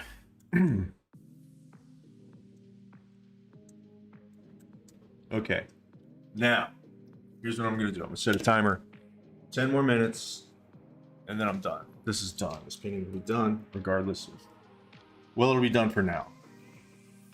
And I won't put too much pressure, but I want to make this into a picture in 10 minutes. It's already almost kind of there, but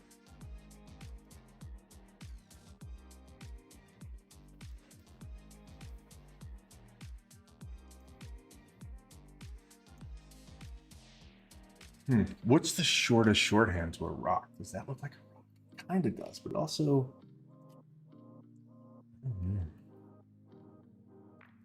I don't know.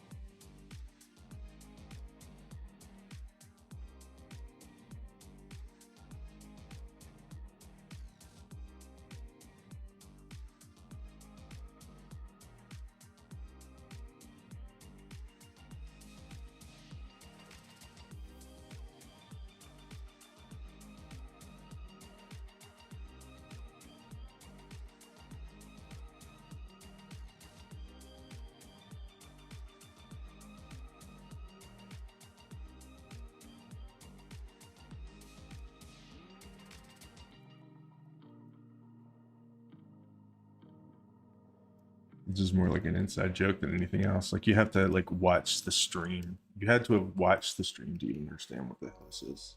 That's already. That's what's fun. It's at least what's fun for me. I don't like how all this shit's coming together right here. So, how do I make this look more like a cellular phone?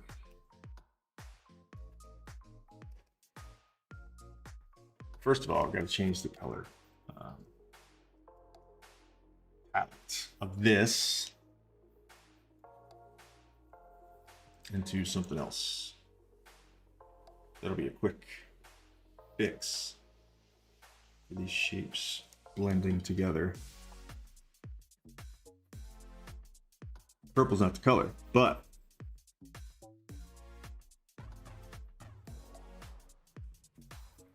we'll find a color like this.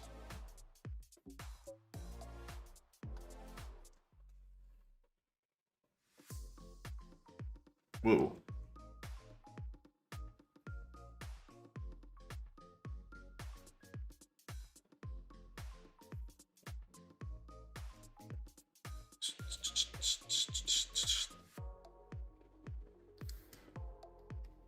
I guess it could be a purpley, like a dark gray purple. Definitely stands out more. All right, do that.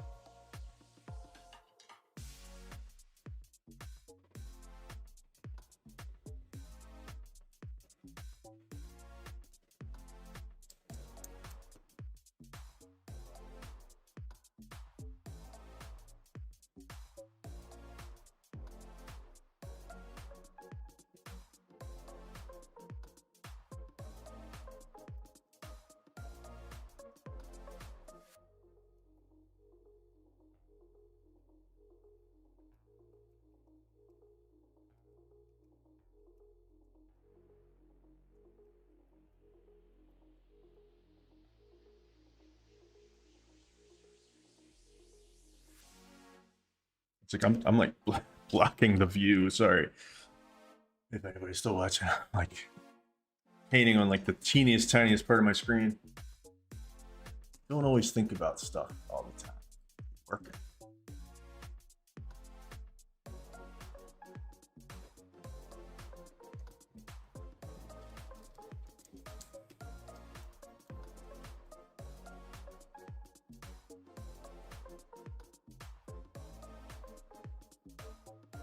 Let's see here. All right.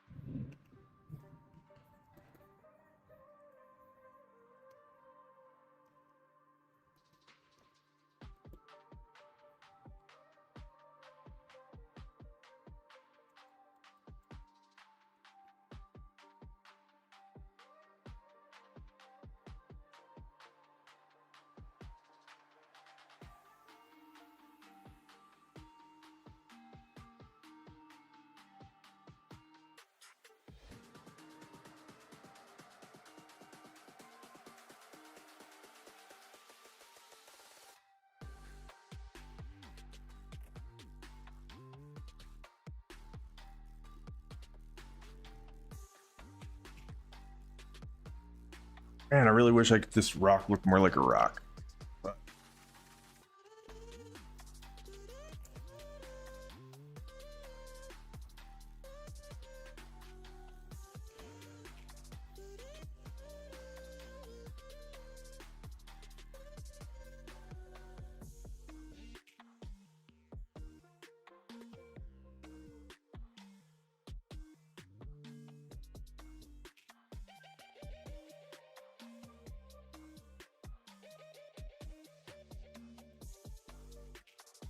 all right, I'm willing to do one more. I'm willing to search one more thing. I want to see. Sometimes it's interesting to see how. I'm just going to look up cartoon rock because it's interesting to see how artists simplify things sometimes, you know. So here's a rock. It's got the yeah. It's going to be over that. Cool. They have odd shapes, but they're not completely random. I mean, most of them end up kind of roundy. This one's a little more squared off. One thing I noticed is that they have highlights between the cleavages. I don't know if that's a cleavage or not. This one's got cracks in it. It's a little too much detail though for... I think I'm gonna do this. Stick with this type. I should have done that 20 minutes ago.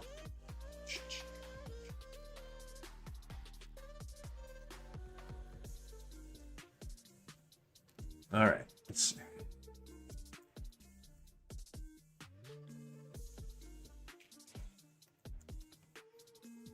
Simplify the shape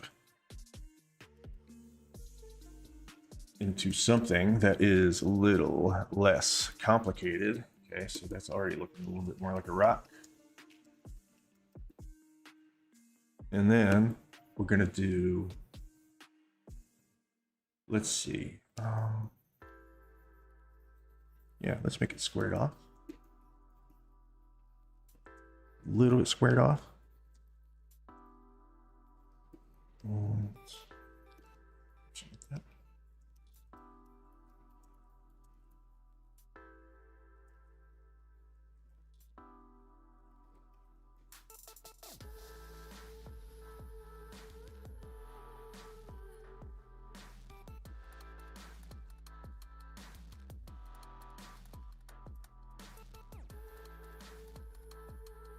It's a hell of a lot more like a stone now, that's for sure. These little, for some reason, these little highlights here really make it turn into a rock. This needs to be smoother.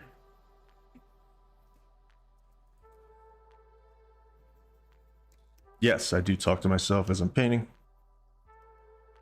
Actually, I don't do, it's not like I talk out loud like this all the time, but when I'm painting, it's, especially on the stream, it's like, why not show talk about the thought process a little bit, even if it's gibberish sometimes. It's even better sometimes. All right, so we're gonna pick, instead of making this every color that has ever existed, we're gonna pick a couple different shades of this blue.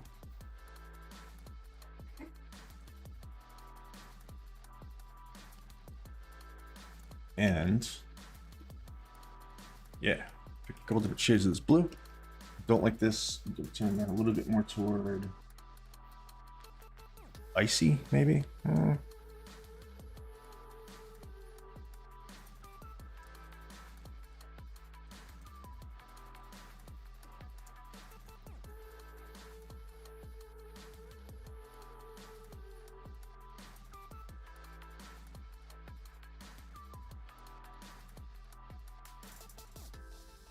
Oh yeah, that's a rock.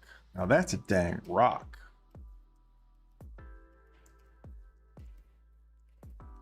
All right.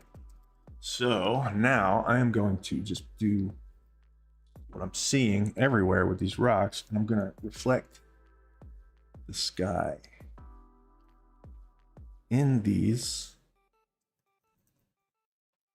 edges.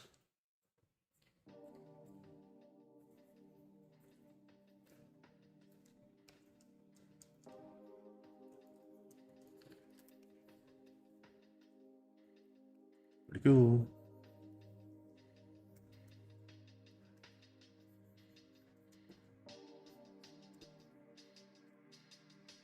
All right.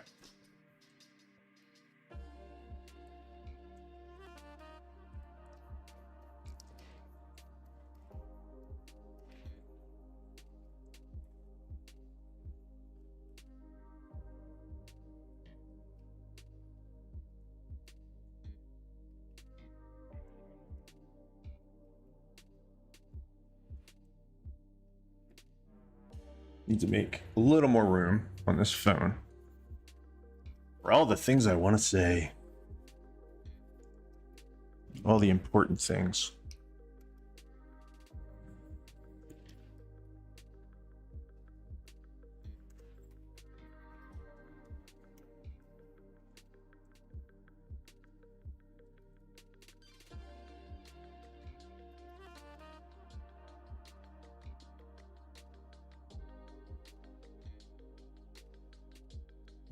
It's got to take a little more room with this.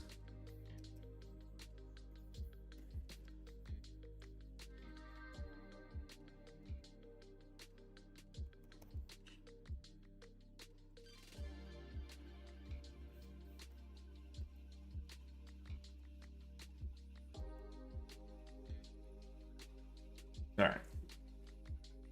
So use this triangle brush is freaking weird. Get out of here, triangle brush.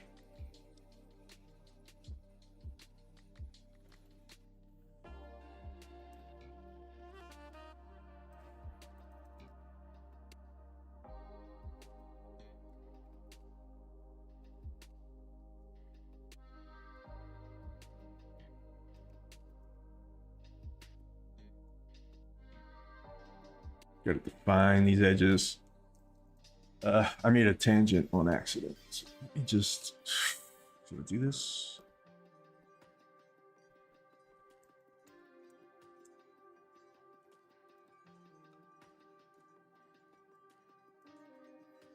I need to bring this phone behind here.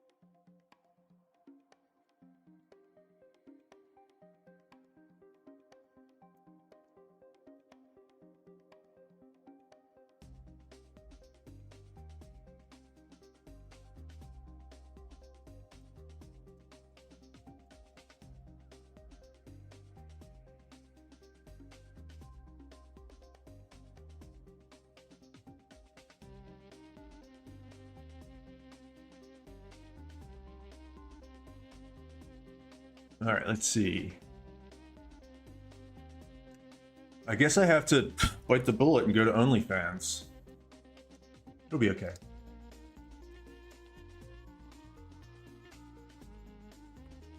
What is OnlyFans? What parents need to know? That's funny. All right. One last thing is I have to just put what's on this phone, and so I need to see a picture of.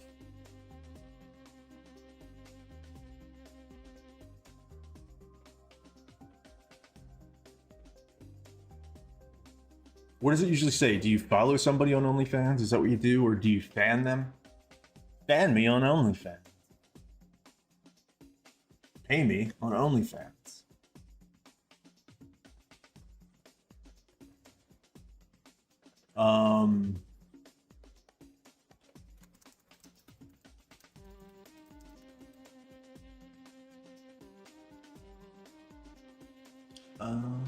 Follow someone on OnlyFans, how to follow someone.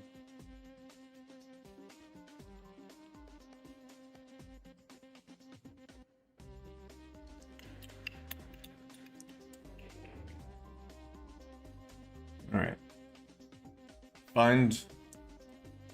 Here's what I'm going to do.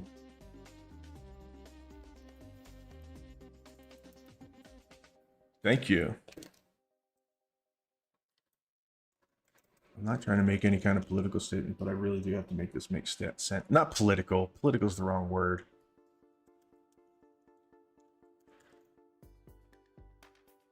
I just can't leave this not making sense. So we'll say find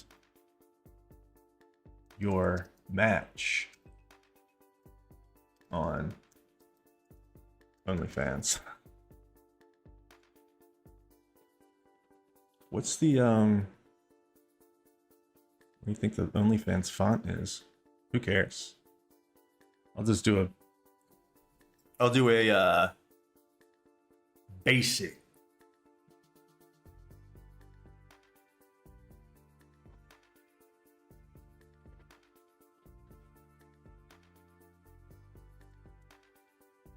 You know, if I liked puns, I would call it OnlyFins, but I'm not gonna fucking do that, okay? And you can't make me. Pretty good though.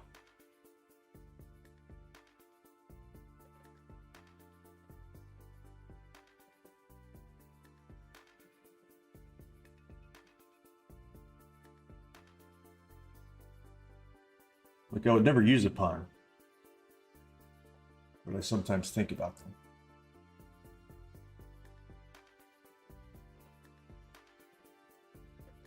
Only pangs? What the f is going on here, man? Alright. That's what I'll say. I'll say find... No, here's what I'll say. Find your true love on OnlyFans.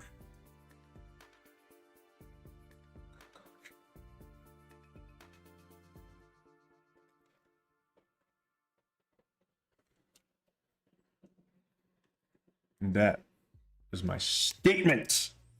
My very super serious about society. Turn this down a little bit.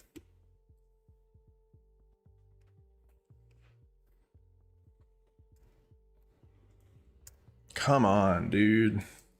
There we go.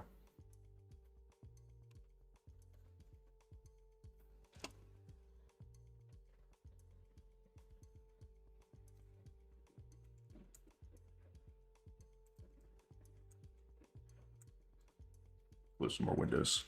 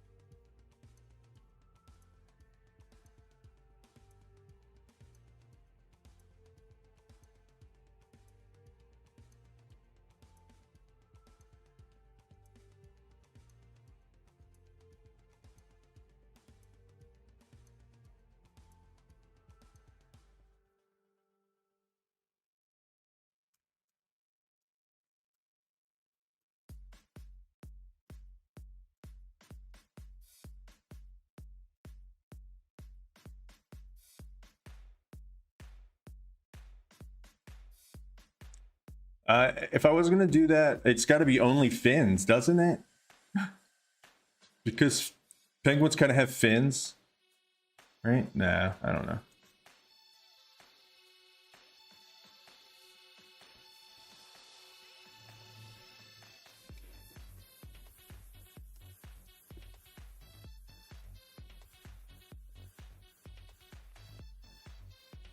Or bloodsuckers, nice. Find your true love. You know what I'm gonna do? I don't like the idea of using OnlyFans, and I also don't like the idea of making up a different name for OnlyFans, so.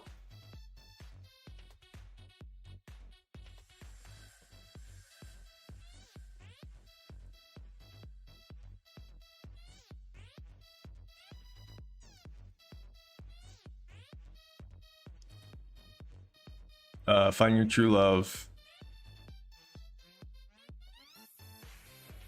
I don't know. Since when did I turn this into a fucking political cartoon?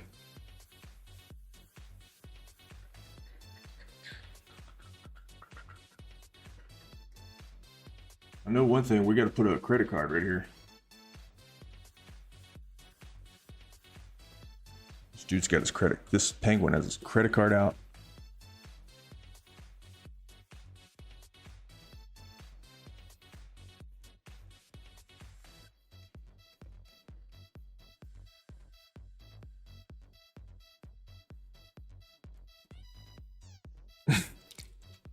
All right. Well, I finally know what this painting's about. I don't know if I'm gonna finish it today, but you guys get the point. I'm going to spend about another hour on this tonight, and then it'll be done. I'll post it some other time. Doesn't YouTube have like some community features? I don't know if I'm allowed to do that yet. But I think this gets the point across. Find your true love on OnlyFans.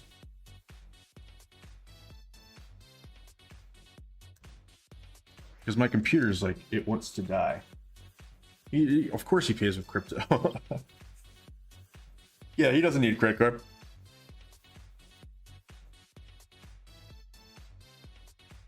He's got his rock already. I think we did it, guys. I think we did it. I think we mixed all of the ideas from today's stream. Love, sex, mating, romance. It's got it all. Today's stream had it all. And I want to leave you with one more anecdote. And it's a doozy. All right, here we go. So,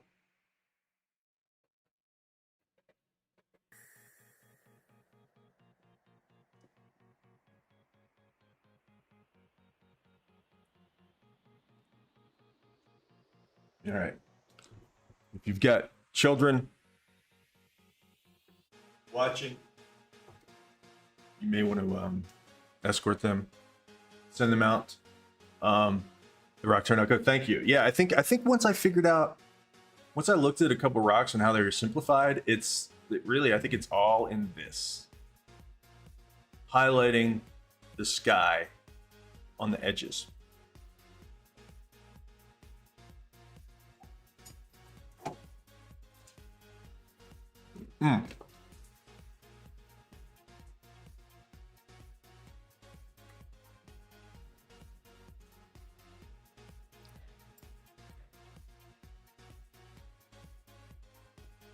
Yeah, this is the basic gist of the idea. I'll probably change this OnlyFans. I think we did it. I think this definitely is a little bit lighter in key of what I usually do. So I don't have to bump the contrast up and stuff. You know, it's like I'm always trying to surf that edge of, I don't really want to do, I mean, I do stuff that's kind of silly, but I don't really want to be like doing cartooning, you know? Not there's anything wrong with that at all. It's just like, I'm more like, I like I don't know, like pop surrealist stuff. That kind of, like, I want to take this and do something with the style. Something kind of unexpected with the style here. Instead of making it a complete cartoony. But that'll be later. I think we did it. I think we took online dating, the ritual of courtship, cool things that animals do for love, and the what's the word? Cynicism of modern dating in some ways, and the frustration, as well as the timelessness of romance. So I'm gonna leave you with a story. I'm gonna leave you with one more story. Make it your own instead of all this AI art look. Yeah, I mean, I know what you mean, but there's not, you know, it's just like I think we talked about this last time, where it's like, so there's like I mean, I can't say every piece of AI art is uninteresting. I haven't seen every one in the whole world, but love is not easy. That's the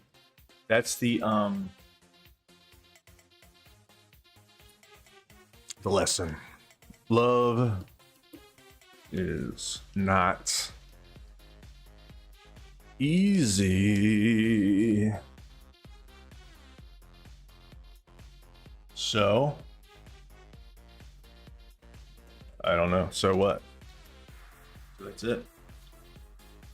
So, goodbye. That's what we'll say. We'll say love is not easy, so goodbye. I want to leave you guys with a story. And that is the story of the Argonaut octopus. Thank you. You take care too, Amizu. And I'm going to sign up for notifications after this so I can get notified because I want to come check you out.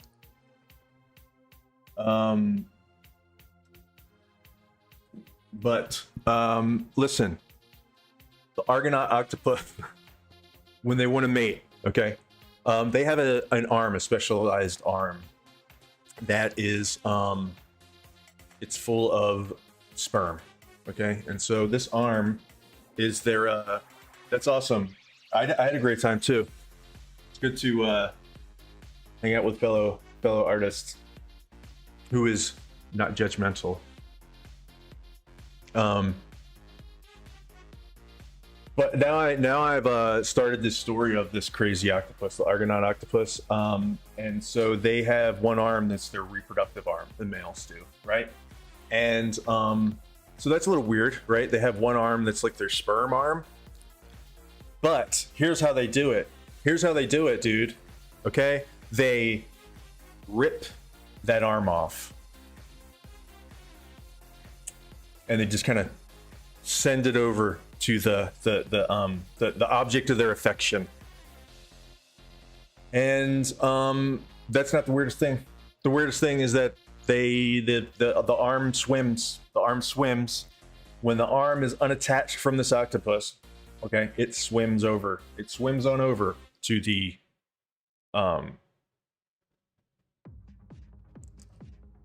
baby mama, I guess. It swims on over there on its own. And it's just, you know, I'll put it like this. I don't want to get too graphic. But let's just say when they first, which arm is it? I mean, it's one of their arms, really. It's like one of their arms is a specialized arm, and it's got a special name. Let's see.